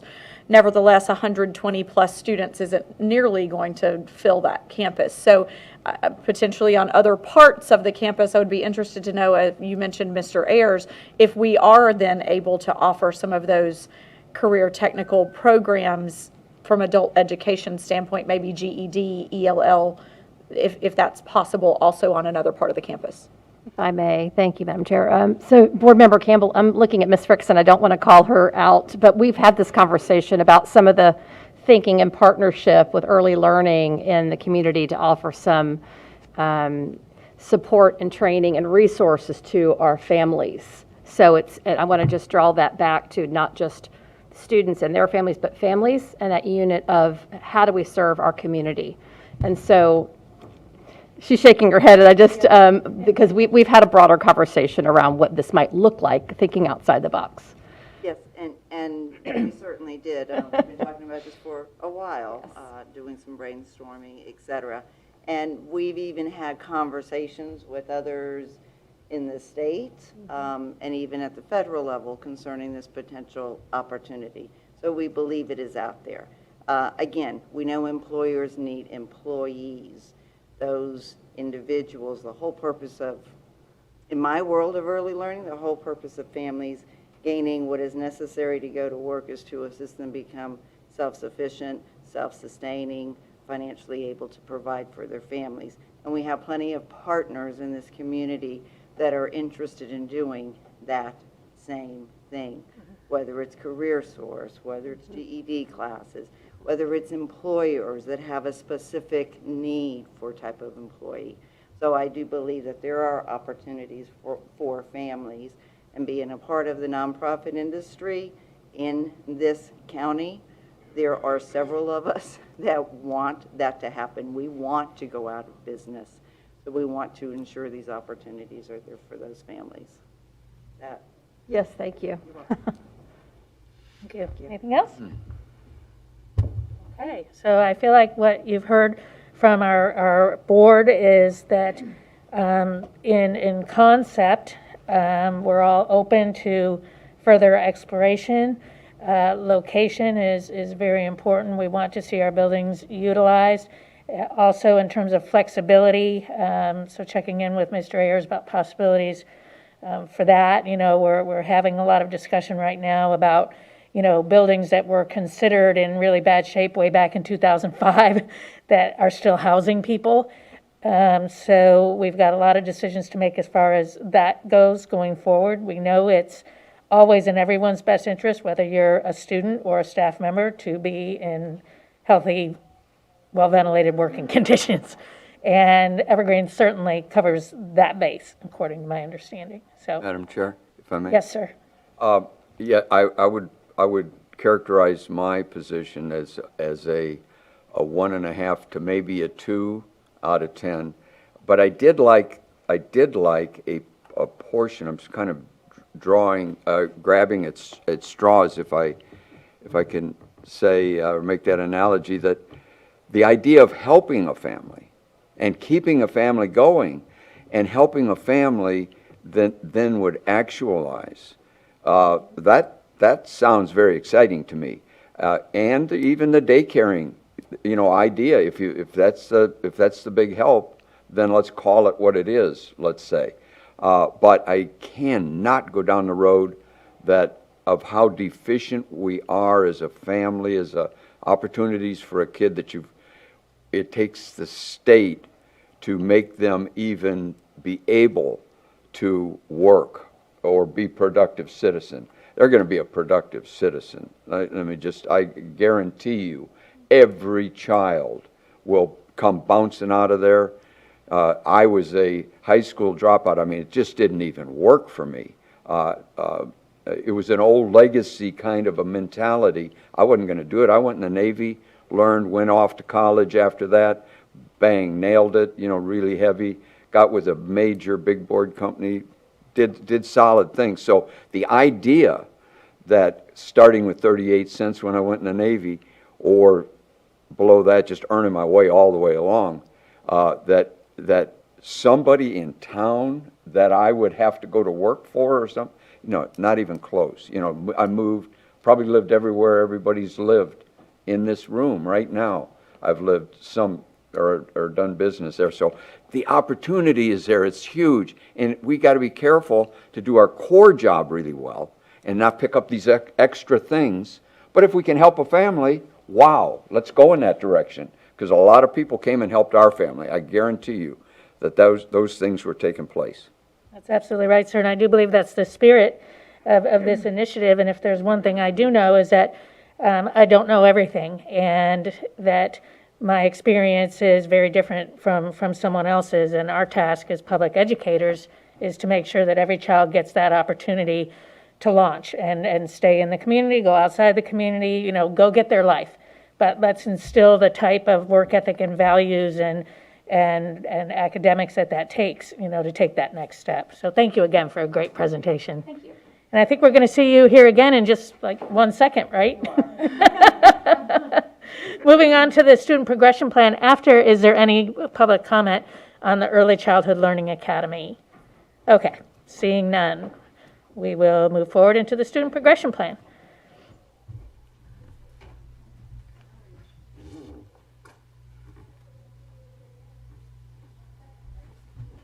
All right, I think Ms. Livinggood is coming in. I know that there's just a little bit of a delay out there. All right, so I will thank you again for joining you. It is such a pleasure. And today we are here to talk about the 2021-2022 Marion County Student Progression Plan. A student progression plan is rooted in statutory language. It's actually 1008.25. And what that says is that each district school board shall establish a comprehensive plan for student progression. and it must provide for the student progression from one grade to another on student mastery of standards. In particular, English language arts, mathematics, science, and social studies. All right. So each year, the student progression plan undergoes a revision process, and those revisions are based on annual legislation and certainly from technical assistance that we receive from the Florida Department of Education. And it is understood that current and future Florida statutes, as well as board policy, would take precedence over any item in the plan. And so we worked very closely this year with Mr. Powers. And so we decided that we were going to, with his approval, of course, we put in a statement at the beginning of our student progression plan, and it really sets the precedence for Florida statute. And here's what it says.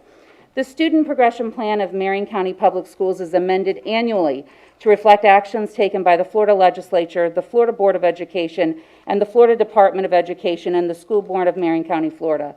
The Florida Legislature requires that each district school board establish a comprehensive plan for student progression as outlined in 1008.25.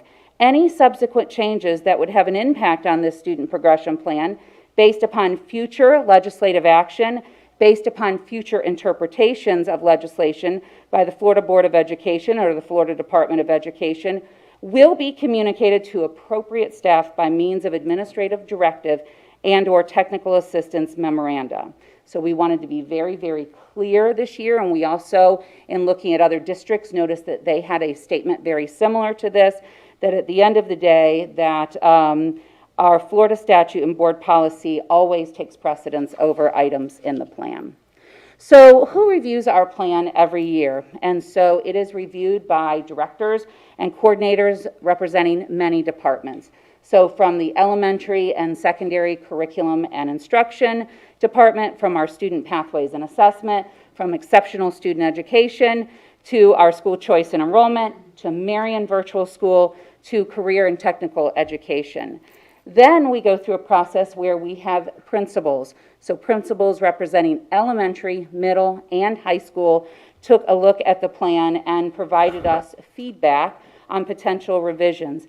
And then finally, we worked very, very closely with Mr. Powers, and he provides feedback to us specifically regarding statutes. So the interpretation of those statutes to ensure that we are in compliance with any new, revised, or repealed language. And I personally, as a side note, thought it was a great process this year. We were able to have some really good conversation. So to continue along in that process, there will be a request to schedule a public hearing that will be included in consent agenda at the October 12th board meeting, and then we will be having a public hearing that will be held during the November 9th board meeting. And so now we'd like to share with you some key revisions to the plan. We really hit all of the big changes and wanted to make sure that you were aware of them. The first is in the area of admissions, enrollment, and transfers. And the first one was really just a statement for clarity. And what we have done here with Mr. Ayers' support is that under the proof of Marion County residency, we have added a statement regarding homeless student enrollment. And we are recommending that they follow the guidelines. They have their own section within the plan that's under homeless students and families in transition. And essentially what this section is saying is that children and youth that are experiencing homelessness and homeless unaccompanied youth absolutely are permitted to enroll in Marion County Public Schools. They must have access to a free and appropriate education. They must be admitted to the school district in which they or their family live, and they must not be placed in a separate school or program within the school based on their homeless status. And so it was just a sentence to add some clarity, referring them back to that separate section. The next revision was a statement regarding student progression at the initial age of age 6 without evidence of kindergarten completion. I'll be completely honest with you, Mr. Ayers and I get questioned about this all of the time. And so there is direction that's provided from the Florida Department of Education. And so we have included their exact verbiage. And what we have added under mandatory attendance requirements is this. If a child enters public school at the age of 6 without evidence of kindergarten completion on an official transcript, then the district will place the student in the first program of study, and that is kindergarten. The child will then progress according to the district's progression plan. So we took it word for word from the documentation we've received from DOE. And now I'm going to transition you to the key revisions for elementary. There are 6 of them. The first one was a very easy change. We have adopted the new best standards in kindergarten through 2nd grade. And so all of the language where it is referenced ELA, kindergarten through 2nd grade, we have taken out Florida standards and we have replaced that with the best standards. Next year, we are moving to the best standards in kindergarten through 12th grade for both ELA, English Language Arts, and mathematics, and therefore you will see the Florida standards is taken out completely at that point, and it will be replaced with best standards. We also have proficiency thresholds, and what that means is what deems, using our diagnostic data, what deems a student proficient or non-proficient in our kindergarten through 5th grade program, and we certainly use FSA in upper elementary. So we look at our iReady data in kindergarten through 2nd grade, and there were updated proficiency scales, and so we updated them. Same thing with our acceleration guidelines. It is the same idea. We have updated those charts with iReady scale score data. All right, moving on to our next revision, we have a new special area grading scale for K-5, and I'd like to give you just a little bit of background information. A couple of years ago, we moved to a 2-scale system for art, music, and physical education at the elementary level. It was M, mastering grade level standards, and P, progressing towards grade level standards. I think we actually even had a conversation at a board meeting. So I'll be honest, I don't think that was the most popular decision. And so actually at the request of one of the board members, it was to create a committee to look at that. And so we created this has been a long time in the making, we created a committee of art teachers, music teachers, physical education teachers, and we had elementary administrators. And we worked on this process for over a year. So we talked about what didn't we like about the current system, what were they interested in moving to. We worked very hard on the verbiage of that. We looked very closely at the percentages tied to that. And then the team worked very hard during the pandemic on creating a rubric for art, music, and physical education. All of that has been rolled out this year with the approval of Dr. Gullett and the executive cabinet. We have done training with our special area teachers. They had been apprised all along the way. Anytime we had a meeting, we would share those updates. And our schools are in the process of communicating that to families. And we have supported them by providing some verbiage and some language that they can incorporate into newsletters and on their websites regarding these changes. So I say this to you because we're now back at a 4-scale system. And our 4-scale system is excelling in grade level standards, meeting grade level standards, progressing towards mastering grade level standards, and not progressing towards grade level standards. And I know that it doesn't sound like it was a huge difference, but it was a big difference. It made a big difference to our educators that are working hard every day to provide really quality art, music, and PE instruction. All right, our next change came, we have sunsetted one of our diagnostic reading tools that we had used in the past. It was called the DRA, which was the Developmental Reading Assessment. However, we didn't want to just let it sunset and replace it with nothing, so we have replaced it with something we feel like we're getting some really good data on. They are new screeners that really look at phonological awareness and phonics in our kindergarten through 2nd grade students. I've had the opportunity to administer the assessments in a couple of different classrooms. It's really eye-opening. You can begin to see right away where kids begin to have deficits in those areas, and what a wonderful tool that then teachers can leverage as they are building reading development during their core instruction time. And then finally, there was some updated language, and so we have added that in the section for retention for grades 1, 2, 4, and 5, and this really reflects the changes that were in Senate Bill 1028, and again, Mr. Powers and I had multiple conversations around this Senate bill. Essentially what it says is that a K-5 public school student could be retained for the 2021-2022 school year in the grade level in which they were assigned at the beginning of the 2020-2021 school year if the parent made the request for academic reasons. There was a couple of caveats. It had to be done by June 30th of this year, and at that point, the principal had to consider that retention that the parent was putting in writing.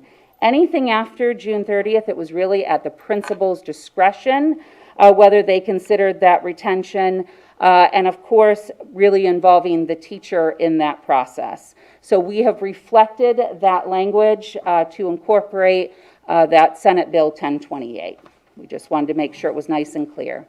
And those are my revisions, and I'm going to turn it over to Ms. Livingood, who's going to give updates in middle school, high school, and career and technical education, as well as, I think, exceptional student education. Ms. Beck, before you walk away, I just had a quick question about third grade retention, because I know we were heavily involved in that a couple of years ago, and really concerned about social promotion, and again, the numbers game about school grades and how that reflected in some of the decision-making, sadly, to try to keep everything floating.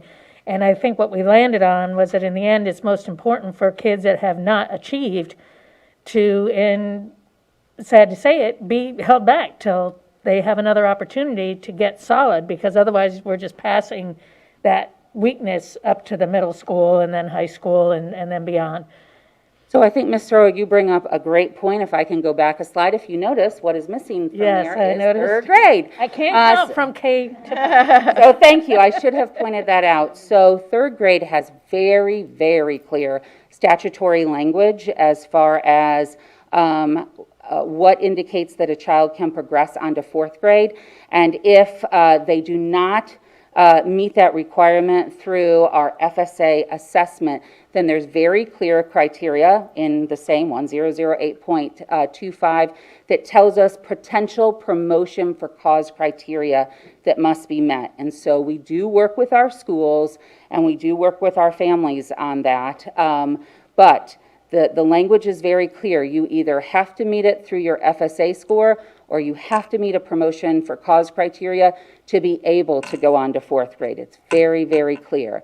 I will say the one exception that Governor DeSantis made this year is that, and again, this was for this school year that we just finished, which was there was in an executive order, there was some provision that talked about if a student did not demonstrate through FSA or through a promotion for cause, but as the school had, if the school had evidence that through another assessment, through another means, that the student was demonstrating a level of proficiency to be able to promote to fourth grade, he allowed some autonomy to do that. And we did exercise that, and we exercised that in several cases because the administrator wanted to do that, and in some cases because the parent wanted us to pursue that. And so we've been very transparent about this year, and we don't know what this year will bring for us. Right, and last year was an incredible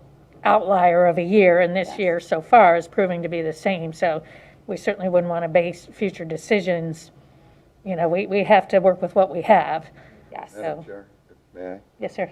I really want to endorse that, you know, give support to it, what you were just saying about the governor and what he was saying, and in that concept. There's sometimes the brightest students, especially in those low grades, can't fit in.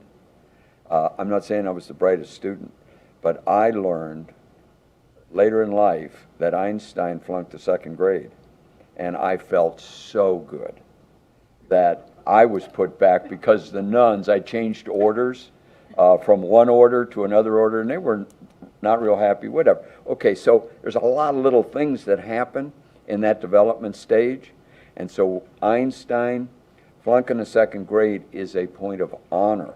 So if you can figure it out as you go along with what the governor said and what you just said, I am totally and a principal, everybody's there. Let's don't get hung up in a bureaucratic problem. Let's move them on, but let's not just move people on because we didn't do our job.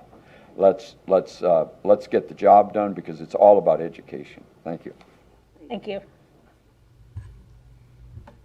Thank you, Ms. Beck, as always. Thank you. Good morning, Ms. Livingood. Good morning. Hi, good morning, Superintendent Dr. Gullett, Chair Thrower, Vice Chair Ms. King, Board Members Campbell, Board Member Mr. Browning. I look forward to working with you. And Attorney Powers, and last but not least, Nicole Prestipino. I am here to present the revisions for middle school and high school. There will be 4 revisions that I will refer to that there are 4 revisions that have to do with an articulation agreement with CF that was already board approved on May the 25th and submitted to DOE on August the 1st by CF. So I'll refer to those, but those have been board approved. To follow the conversation with retentions, in years past, we have always promoted students within 10 days from the middle school to the high school. They had to finish their middle school units within the first 10 days of their 9th grade the next year in order to be accepted into the high school and learn the procedures and to get going. This past couple years, last year, we adjusted that to 15 days because of the challenges we had with the pandemic and the online learning for credit recovery.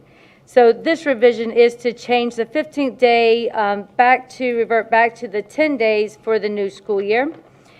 If you're following along on the current student progression plan on pages 73 and 74 under the high school section for assessments, you will see that the Florida graduation assessments, only the graduation cohort was added. So you will now see what the class of 2025 will be expected to master before they graduate.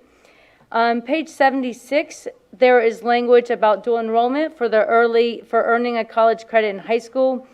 If this is part of the articulation agreement, if the dual enrollment student receives 2 or more withdrawal grades, he or she will no longer be able to participate in dual enrollment. Same section under dual enrollment, there used to be a minimum number of college credits a senior could participate with dual enrollment.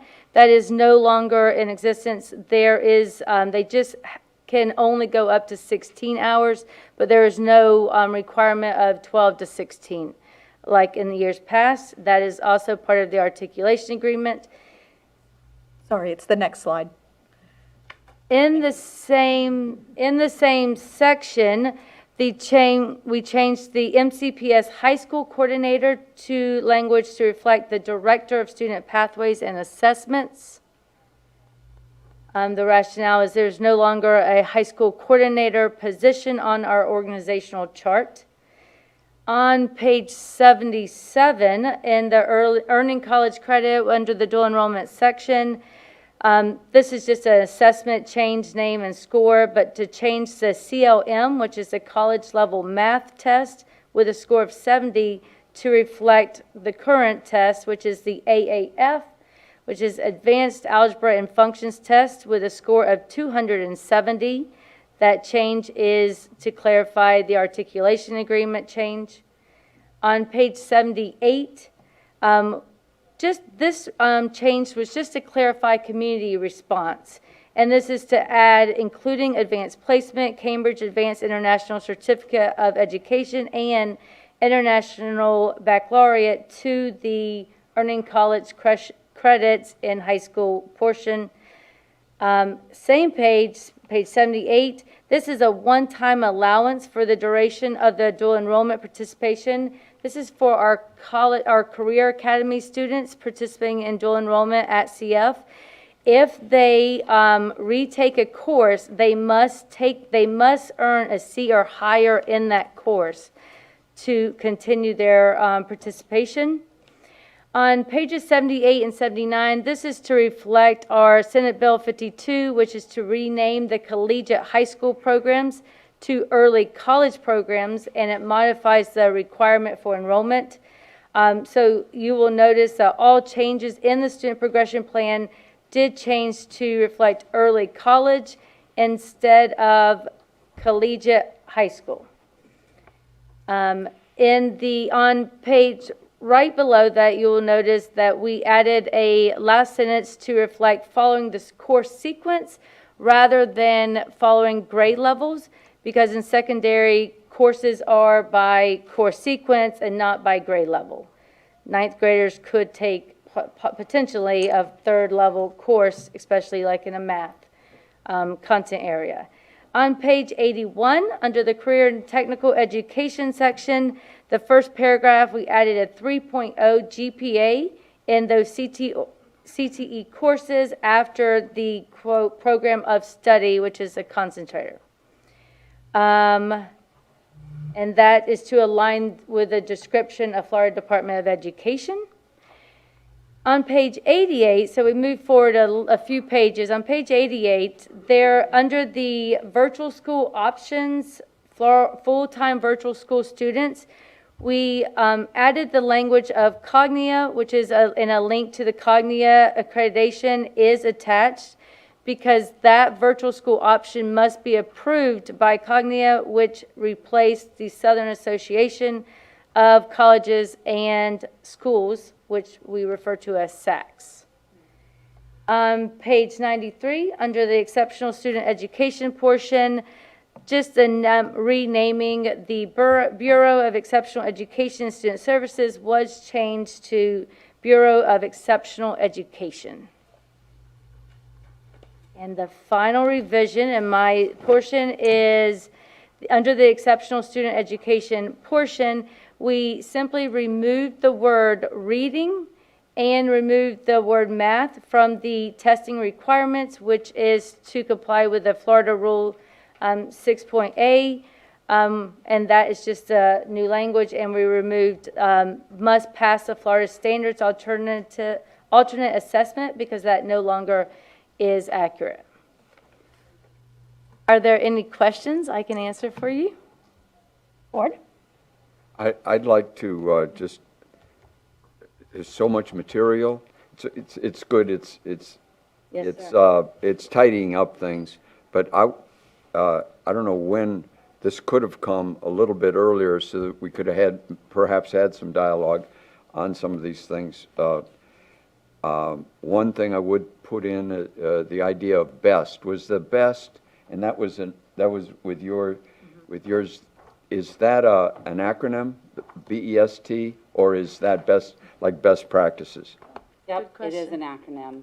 Okay, and what does it stand for? Oh, man, you're going to get... Well, okay, that's all right. I don't want to put you on the spot for it, because I have trouble with acronyms, and the audience, our C-SPAN audience, so it drives me a little bit crazy, but be it as it may, as long as it's not best practices, because best practices, then you pass it, and best practices can be whatever somebody puts in there and calls it a best practice.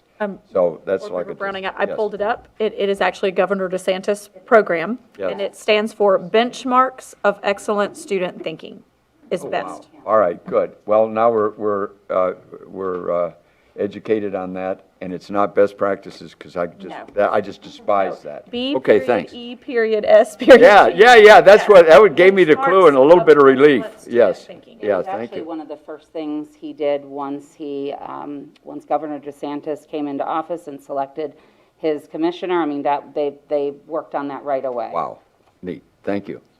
Appreciate it.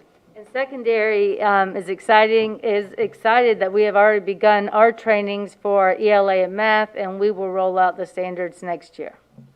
Okay. And that's all based on the state's timeline. Yes, ma'am. Thank you. Is there any public comment regarding the student progression plan? All right, thank you very much, ladies. Thank you.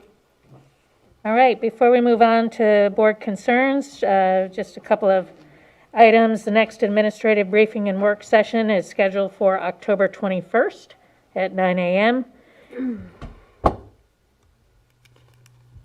and that will encompass the 2022 tentative work session schedule, review of district-wide attendance zones, and COVID-19 updates if needed. The only other thing I had in the housekeeping section was we do have our updated master board training date, which definitely took a lot of horse trading, of Monday, October 18th.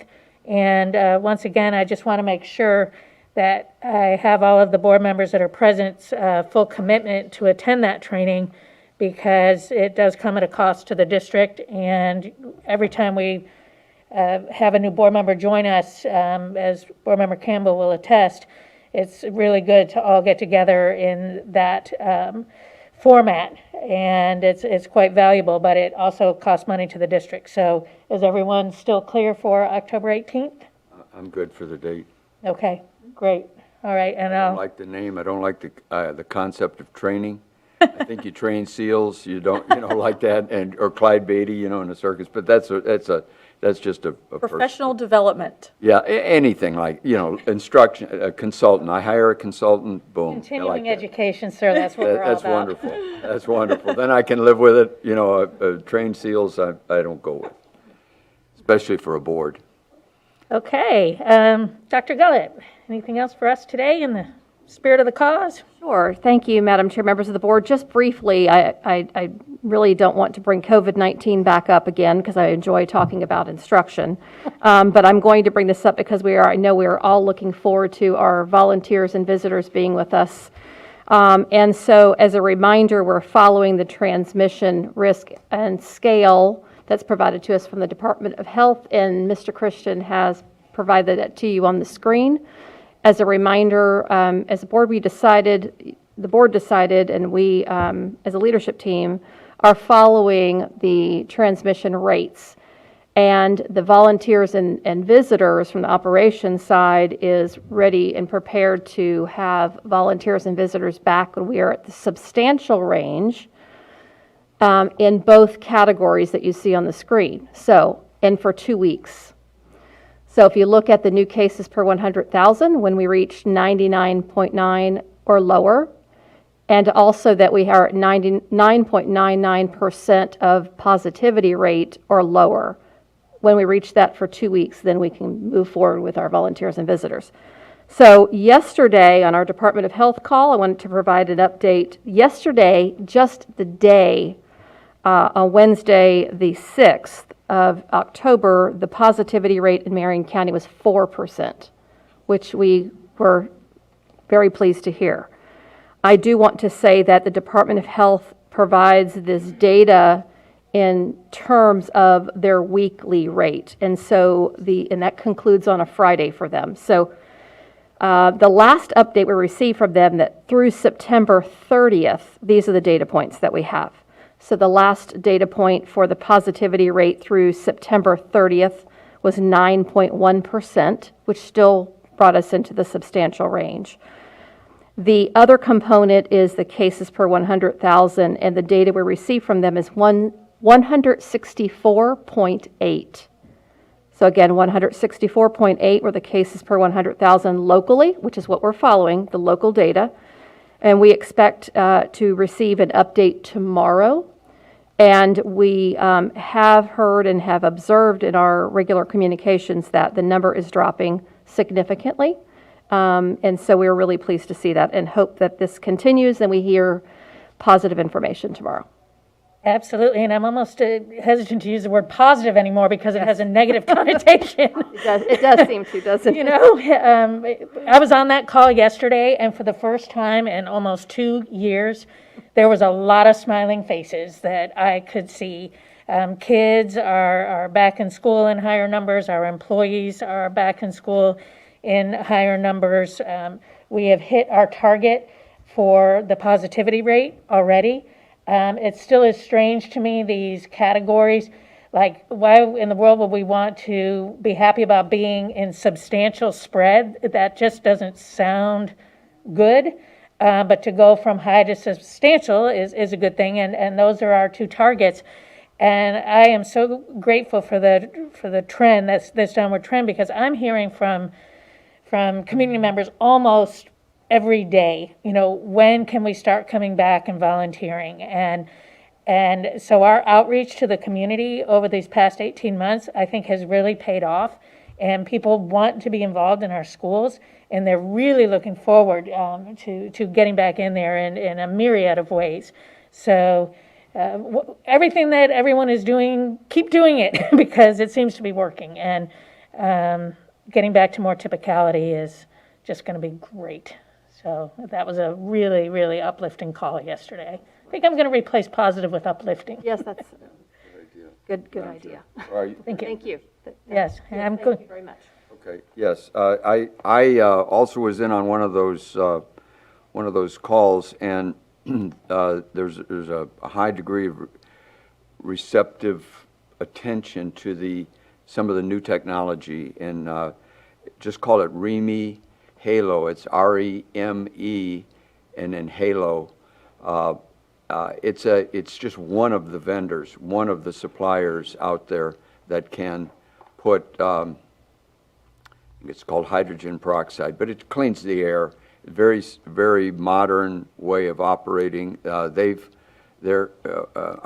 putting them in touch with the companies. The big problem, the big hold up is CDC. They've gotten very political, and it's enormous, the old legacy pressure coming in on them to not allow new technology, but it's in hospitals, it's in everywhere. So Member Browning, yes. I hate to interrupt you, but for your own protection as a board member, I'd be very careful not to name any industry or company, I should say, by specific name, because if it comes to a vote and they're involved, that could become a huge conflict of interest. And I'd for be you. happy to So back please out. be careful. Even back out at that point. But it's the only one that I know that he and I have talked about. So, and I just brought them forward as an example and I appreciate that in all due care. So that's where that is. And if it can make some headway for our schools, clean the air, and it's not 40-year-old technology. It's like Elon Musk landing aircraft rockets on a tail. There's no new data out there, except just be aware of the data that things are actually progressing. So that's where I am with that one, and I would just like to see any virus get nailed. So that's From your my lips thought. to God's ears. Thank you. Attorney Powers. Yes, ma'am. The only thing that I have from legal is that we still have to finalize some dates for the Neola work sessions, and we're going to need 3 dates. And just to reiterate, Neola didn't recommend that we do 3 consecutive dates back to back because of the fact that the board may need time to absorb all of the information prior to going into the next one, because it's quite a bit. However, if it's this board's pleasure because of cost reduction or whatever, that we can certainly do those. The dates that I had provided earlier, there are October dates and November dates. It might be difficult without Reverend Cummings here to really set that, but I will reiterate those dates, and I will send an email to each of the board members.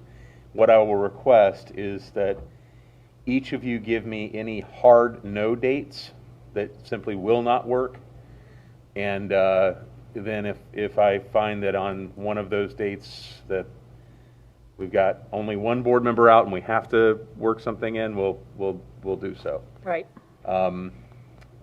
But I would hate for any individual board member not to be present and have opportunity for full discussion of that section. So to reiterate the dates that are available, obviously there are some that are too close now. We're going to email them to us, right? Yes. Okay, may I ask you to do that, please, only because we're Absolutely. on such a tight timeline Absolutely. today. Yes, ma'am. Yeah, that's great. Thank you so much. And again, this is one of those things where it was old business. It took forever, and so we're just going to have to do all we can as board members to make sure our schedules are cleared to just get this done, and so that we never have this backlog again. Absolutely. And thank you, Vice Chair King, for, I think this was upon your initiative a couple of years ago, like, we really need to review our policies. It's been since, what, 2008 or something? A really long time. So, and I think you had a voice in it too. So anyway, great. All right, thank you.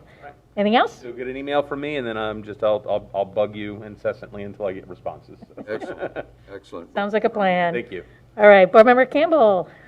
Just two quick things. I'm excited to hear our positivity's down. I was really hoping that number, I didn't know the number of cases per 100,000 for the past 7 days. So I was really hoping that we were going to start the second 9 weeks with volunteers and good news clubs and all those things that we've been waiting for a year and a half on. But looks like we're going to have to wait at least one more week into the second 9 weeks. But nevertheless, looks like we're tracking in the right direction. The only other thing that I wanted to mention, and kind of, I don't know that it requires dialogue, but you know that information I've been receiving for legislative delegation and all of the work with the legislators, and I have had one legislator ask if I was going to be coming up for committee weeks, which I'm like, I don't know, is that something we do? Like, I don't even know. So I've spoken with FSBA as well as our representative Jessica through, and I always butcher her last name, Janice, anyway, from Rutland, Yesenia, you all know who I'm talking about that. And so certainly it wouldn't have to be at any cost to the school board. I would be happy to do that on my own. But I just wanted to mention that if that's something that you all would not like for me to do, then I wanted to ask kind of that discussion. But potentially, especially seeing a couple of things that we might have that we'll be working through committee in November, maybe going up the first week of November potentially, and that certainly wouldn't interfere with anything we currently have scheduled. But I just kind of wanted to ask feedback on that, because my understanding from Elena is that we typically don't have board members go up during this, that she's aware of, during committee weeks. We all go together during session. But committee weeks, as we know, work sessions are kind of when things get done more so than when the votes actually happen. So I wanted to bring that up as a point to the board and kind of get your thoughts on that, if it would benefit us for me to attend at least 1 or 2 sessions of committee week. Thank you, Board Member Campbell. Board? Yes, I would say any of us, it would be good. I probably will go myself. Any time you can involve yourself up there with our legislators, it works, because everything comes, in that direction. The executive branch and the legislative branch, and stay away from the judicial if you can do it. Thank you. Well, my thoughts are you can always go up there as an individual. You don't, not even, so yeah, any chance you can get up there and advocate, as an individual, I highly suggest that. So you don't need the board's permission or anything. Florida School for Board that. Association just recommended that I brought it up to you all, because Okay. since we haven't really had board members no. go up doing that before, so just to bring it up in Proper conversation. courtesy, I think. I'd like to hear it. Yeah. I'll say this, advocacy, whenever it's face-to-face, is almost always the most productive. When you appear often enough, you become known. And as our legislative liaison, and I think it's just always really important for a school board to be at the forefront of decision-making, especially in our county, because, we're the largest employer, blah, blah, blah. Our decisions have a ripple effect everywhere. And my only ask would be that let's get this Neola dates nailed down first, and we'll do our best to stay away from those dates, because those committees are very, very important. And we talk about community involvement, we talk about creating this network, and we are going to have our meeting coming up soon, with our government entities, which is something that we haven't done for a very long time. So again, that's another face-to-face opportunity to have dialogue and for them to be aware of what we're doing and what we need, and vice versa. So I think that anytime we can just blow up those silos, this is just me speaking as a board member, I applaud you for doing it. I think you'll find it really educational, and I will be very interested to hear what you bring back, and also how we can support. I'm glad that as a legislative liaison that you're willing to to do that and find time in your busy schedule to do that. I think it's very, very important. That's my thoughts on it. All right, it's your comment time. Anything else? Nope, that's all I had. Okay. And of course, we'll be heading over in about 45 minutes or so. An hour time, I did find out, we're in the first part. I don't know exactly when, but because the elected officials go first. Yes. So we at least get ours out of the way shortly after 1 o'clock, hopefully, so. Right. I know, and if we get there and we're all ready and we say what we have to say and it's over in 5 minutes. Right, and the agenda, to my knowledge, wasn't actually released last evening like it normally is, so all I do know is that we are in the front. So. Yeah, we always appreciate that. All right, thank you, Board Member Campbell. Vice Chair King. I have a question for Mr. Powers. Mr. Powers, will the board get, will we be able to preview these policies before these meetings? Yes. Okay, because it sounds like I wasn't sure because just the way it sounded, I just want to make sure we have access so we can study them and know them ahead of these meetings, I guess is what I'm asking for. Sounds like we have a lot of homework. Clarification on that. That's very important. Wow. Yeah, and Ms. Thurr, you're right. I think, I want to say it was probably early 2017 when Beth McCall and I were on this board, and we felt very strongly that we wanted to look at these policies and stuff like that, and it's still unbeknownst to me why it is 2021 and this is still not completed and done, but thank you, Dr. Gullett, for working on that this year and encouraging your employees to work on these to be presented. So it's a long time in progress, and I am appreciative of that. Also, I was on the DOH call on Monday, and rather than use the word positive, I'm going to use the word optimistic because those numbers were great, and they're like just plummeting down. And Uplifting, optimistic. yeah, it is just, it's awesome. It was great news, and I'm just grateful for that. And that's all I have today. Thank you. Thank you, Vice Chair King. Ms. Presbitino. Okay, thank you. Board Member Browning. Anything Yes, further? thank you. Yes, I have an issue, and I've talked with legislators, governor's office, everyone that I could legally talk with, and it's on the Sunshine Law. And I have a very, very serious concern about a long-standing practice, and that was this, just going back, say, the last 2 weeks, and this is for protection of us as a school board and as me as a new board member, and that is this, the idea of having these briefings, like a 10-member or 8-member, whatever it was, briefing on the new building coming up, for example. The doors close, no recording, and no public, with a single board member. And then this, and I'm reading, I'm going through, and I've been involved in the government in the Sunshine since back in the 70s, mid-70s, when it got expanded. And there's a rule, a hard rule about conduit, a hard rule. And the idea of having 8 members of the staff, I think, be in jeopardy. I think we've got to be very, very careful how we're doing this. So we go meeting 1, meeting 2, meeting 3, and the same conduit is going along. And all of the discussion of about a 3-hour meeting is involved in that. And it gives the appearance of going around the Sunshine Law and the Constitution on the records, because there's no records. I couldn't even get a sheet of paper on the slideshow in that meeting, for example. So then when it comes out, they're bringing it for consensus, but the conduit was the only one that knows everything that was said. The board members do not know what was taking place during all that time. So the staff is in jeopardy, I believe. So what I've done is I've reached out to the governor's office. I've reached out to the state attorney for an opinion, for guidance, for clarification, because if this is the law, then we've got to be very, very careful that we actually follow it. And we have, like the legislature can give us exception. This is small type, and look how thick it is, all full of exceptions.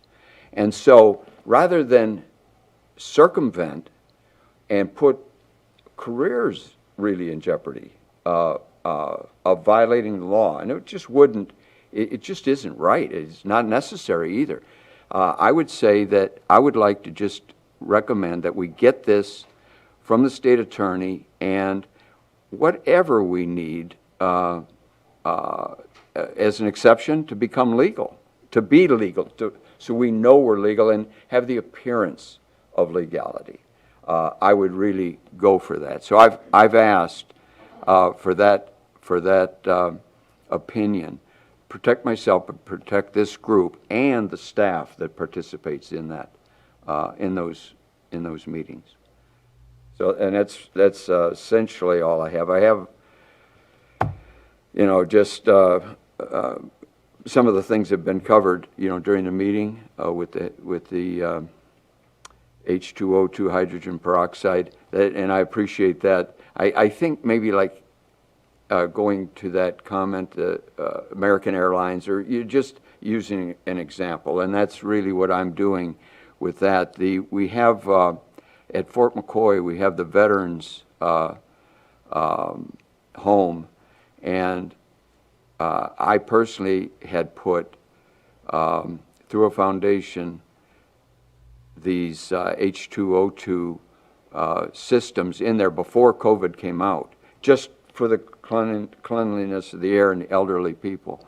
And they had not a single issue with that entire population out there, elderly folks. So it's just something that I feel very strongly about for the good of the cause and the good of the community and good of all the students, that we dig into that really, really hard. And it's modern. You're not going to find any studies. And CDC, they have their Fauci moments, sort of they're political, really. Some things come and some things go, but safety and health is just critically important. So I would say we don't leave stones unturned, for an old metaphor. I thank you. That's all that I have. Thank you. Since Board Member Browning did raise a potential legal concern, and I'd love to get you to, and I know it's difficult for an attorney to briefly weigh in, and the reason why I'm asking for that is because my interpretation of sunshine maybe is a little bit different. In other words, Board Member Browning, you had a briefing, we all had the same briefing, but none of us talked about it to each other because we were going to get the exact same briefing together so that we could talk about it in the sunshine in public. So there is clarification that does need to happen, because anytime anyone on the board or as a staff member brings up the notion that we're not doing things in a legal fashion, certainly raises my radar as current board chair. We've worked too hard to establish a transparent reputation on this school board. So, Attorney Powers, did you have something? I was just going to say, we all were briefed, but also, in order to serve as a conduit, no one in that room shared with us what another board member thought or said or asked. And that's a conduit. In my opinion, I'm not a lawyer, but the only way you serve as a conduit is if I just met with Chair Thrower and here's what she said. And so, here's how she's thinking. All of the staff is, in my opinion, is basically taking all of our questions and ensuring that any individual board member's question is answered and they can figure out how to answer that, so that when they come to present to us as a whole, every one of our individual questions has been answered collectively for all of us to discuss. But I've never had a session with staff, obviously wanting to protect them as well. I've never had a session with staff when any other board member or any other board member's opinion was discussed, brought up, considered at all. And that's a conduit, if they're sharing that information. To just give us one-way communication and us share back with them in a two-way dialogue, that's just sharing information as we would in any other staff phone call or anything else. But at any time. I've never had a staff member at all share with me what another board member's thoughts were. That would be a conduit. I think the key was not that exchange, but the exchange of and it says unintentional as well as intentional. So the unintentional, we've got to, I think we have to be careful just to protect this board, protect us individually and the staff. Because watch this, if you have board member 1 and board member 2, they can't have that conversation, okay? They just can't, if it's going to be likely voted on in the foreseeable future. So what you do is you go, the workaround is to go from 1 to 2, 2 to 3, you get 5 of these going.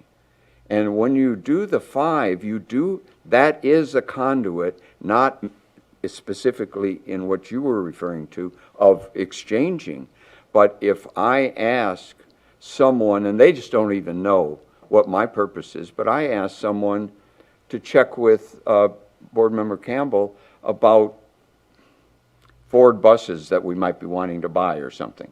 Just see what she has to say about it. And then it comes back. The difference there, Mr. Browning, is that you have made a request that one board member's information be discussed, or one board member's project or discussion or thoughts or vote be discussed with another board member. That's, in the scenario that I think you're showing there, that's the difference. And the difference would be in that scenario if one board member's opinion is shared with another board member, and there's a discussion about how one will vote or what one wants to see happen. Those are things that should only happen within the boardroom, that not outside the boardroom. And my understanding is that's not been the case.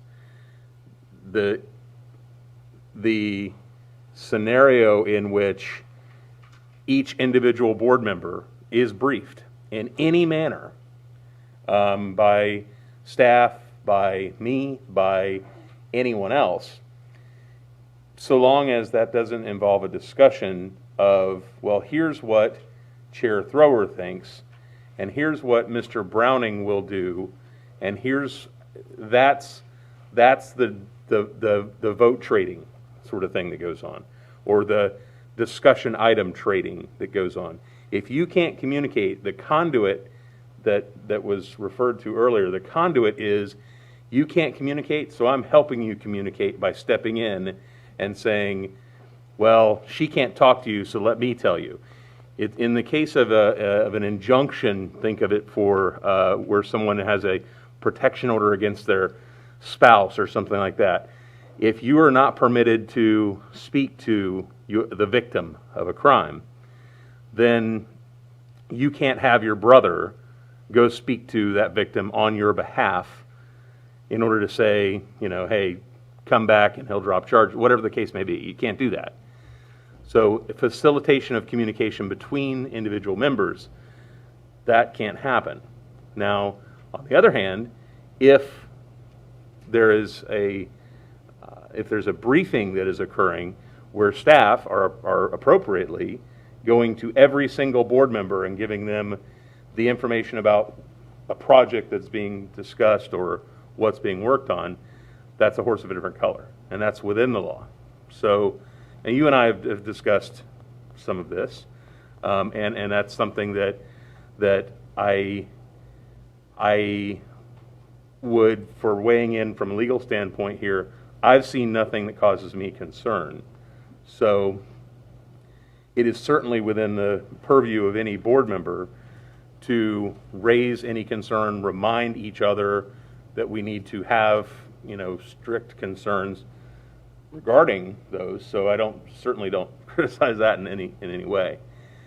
But to the degree that the governor's office or the state attorney's office may have been addressed and want to then question me as to how things are going or what's happening, that's something we would have to address, separately. But at this point, to clarify, the sunshine law, that's, as you said, very dense. It's an entire manual. I can't do it briefly. But to the degree that the sunshine law's purpose overall is to ensure that individual board members do their discussion about items, negotiation about items, or voting on items in full view of the public. If they are advised individually, separately, there should be no sunshine law violation that goes with that. Thank you, Attorney Powers. And that is why our work sessions tend to run so long, because I think we're all very passionate about discussing things in depth in the open. And I will say this, when it comes down to fiscally tremendously impactful and complicated projects and decisions that we're going to need to make, I really appreciate those briefings, because then it gives me a chance to study it, think about it, and then come into a work session with all of you with an informed mind, not an ignorant or an empty mind. And I think that then that fosters better conversation and more knowledgeable conversation. Anytime that we can be very mindful to each other about maintaining sunshine is always a good reminder. We're going to move on from this because we need to. And your concerns, it sounds like you have taken them in a direction where you can get some reassurance, and I know you'll bring that back to us. I will, and I maybe for clarification, the idea of everybody needs what you just said. Everybody needs that information. You know, everybody needs it. It's the same presentation each time. So what if, and this is what I'm asking, what if we open the door and just let folks in? Then they would be up to speed when it came time for it to go public. It would go public when it went public with us, like that. In other words, there'd be records kept, there'd be, it'd be open. And here, it just says, we will not block. That's all. So just open the door, let them in. I don't want to do it without letting folks in, letting the press in and making a record, actually making a record. It's just a good idea, I think. It protects us all, I think it does. I don't know if it's a problem, it's, Personally, I see that as being more opportunity for impropriety to occur. Really? The more people you allow in the room, the more people you have the opportunity to serve as conduits. And it wouldn't protect a everybody's there. All so you're five. saying all five of us All five in every come single on, briefing? let's We're really go. going to Get agree on this briefed today? at one time. Excuse Let me? her Excuse me. Yes. I don't think we're really going to agree on this today. I think that we've but I mean, shared that's our exciting. concerns. Sir, I think we've shared our concerns, and moving forward, it's always a good reminder to be mindful of the sunshine, and keep in mind as well that any board member can choose not to be briefed on a topic if there is concern about that in a particular direction. But for the public's knowledge, when we have briefings with staff, the exact same presentation is then shared in public. Exact same presentation. So it gives all of us the opportunity, as I said before, to hear it, digest it, think about it, and come in ready to have productive conversation. So we're just going to leave that right there for today. Please update us when you get more information, sir, and it's always appreciated. Okay, being mindful of the time, I do just have a couple of quick things, and I'm going to start by saying that I'm not here to try to change anyone's mind or convince anyone of how they feel about their personal health concerns.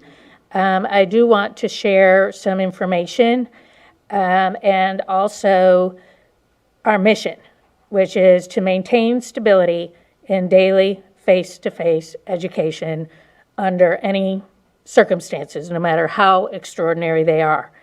Also, as board members, I take my fiscal responsibility incredibly seriously. So those are the two things that kind of guide my thinking.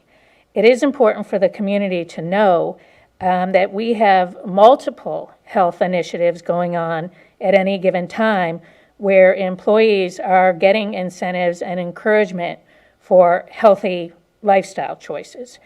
And there's one that's very near and dear to my heart that we just had this past Saturday, which was our mammogram event, that we were able to do that again finally. And I asked for some statistics, and this mammogram event is very special because it occurs on the weekend. It was identified because we have too many employees that are developing breast cancer. And it comes as a huge cost to them, to their family, to our community, to their children, to their jobs. So I was like, surely there's something we can do to encourage women, if they want to come and get their mammograms. There are people that don't agree with mammograms either, I will say. But open, available, and the best thing about it is that it's on a weekend and the doctor is there to give you your results right away. And in addition to that, there's also follow-up ultrasound if the mammogram comes back, not looking a little concerning. So then our employees don't have to wait for that. So just quickly, all the slots were full this past Saturday. Others didn't want to wait, were offered to come in on another Saturday, but the physician would not be there. First-timers who had not had a mammogram in how many years has not been compiled as of yet, but past mammogram events have really captured people that haven't had women a mammogram in 9 years. I applaud Advent. They're also doing not free, but $30 mammograms for those who are uninsured, and that with extended days since that staff is not eligible for our benefits. So I'd just like to thank Lori Lively, Amanda Yancey at Women's Imaging, Dr. Amanda Alls, who did the reading, and Christy Rowland, who works with Laura Lingle. This is definitely one example of a health opportunity that we want to give employees. Another one is our wellness initiative. We have a wellness bus that comes around and does free screening, blood pressure checks, cholesterol, how much do you weigh, your body mass, all of that, to give encouragement to make good decisions as far as keeping yourself healthy. Also, a target group that we have, because again, the data reflected to us that a lot of our bus drivers have had significant health conditions, diabetes, stress, they've got it tough. So last year, I believe this was in partnership with the hospital district, it was a cohort, it was a multi-week program, and again, this was on a total voluntary basis. Bus drivers and aides could come and get their blood pressure checked, learn different stress-reducing exercises, things that focus on because a driver is sitting for so much.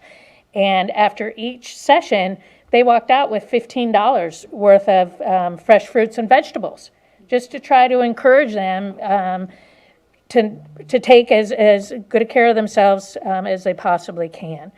So these are just a few examples of the multi-pronged approach that we're taking to try to encourage wellness, because we know that healthy employees create a fiscal impact that is more positive for our district. Yes, none of us could have foreseen that when we finally, and it's a tribute to our fiscal responsibility to even be able to go self-insured, none of us could foresee that COVID was going to hit right about the same time.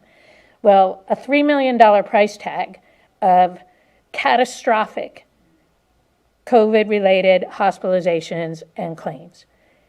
Also, employees that had not chosen to take the vaccine, compared to the ones that did, were under different guidelines for when they could return to the classroom.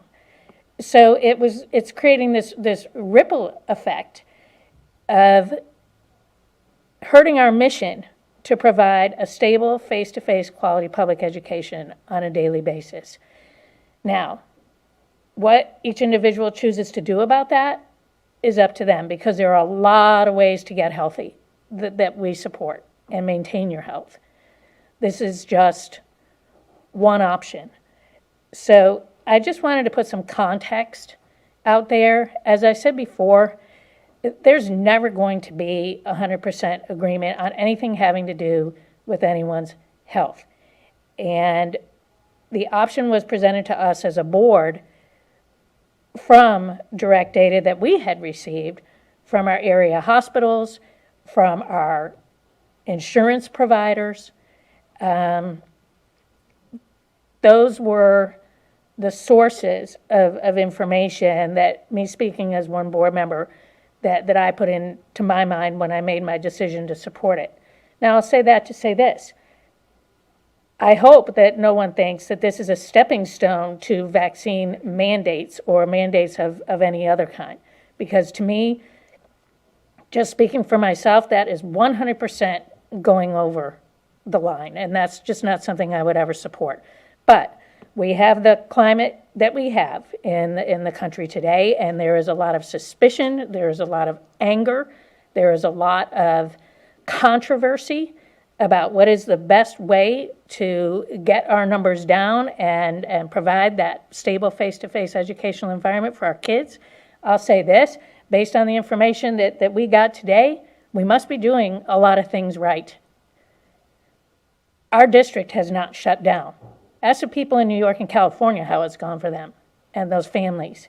So as long as we can continue to provide choice and support across a gigantic spectrum of people and beliefs and ideologies, that's what I'm going to do, and that's what I have to say on that. I can't thank the community enough for coming in and sharing views. It's incredibly important, and while we may not agree on every single aspect of the actions that we take, every member of the community deserves to know, what we face, what goes into our decision-making, and give you the respect that you deserve. And in the end, sometimes you have to agree to disagree on things, and then just go forward from there, because everything just keeps on coming, and we're going to do all we can to keep on going. So those are my comments about that today. I thought it was important to make them because y'all have waited around to the end, which I appreciate. And that's all I have for today, other than saying I'm excited to get down to the legislative delegation meeting. It's always a pleasure to network with the state and share the needs that we have and our appreciation to them for supporting public education. So if there is nothing further for the good of the cause, we're going to need to adjourn so that we can all get to where we need to go. Move to adjourn. We will move to adjourn. Nothing we have to vote on, but let's adjourn, and it is 11:46 a.m. Thank you all.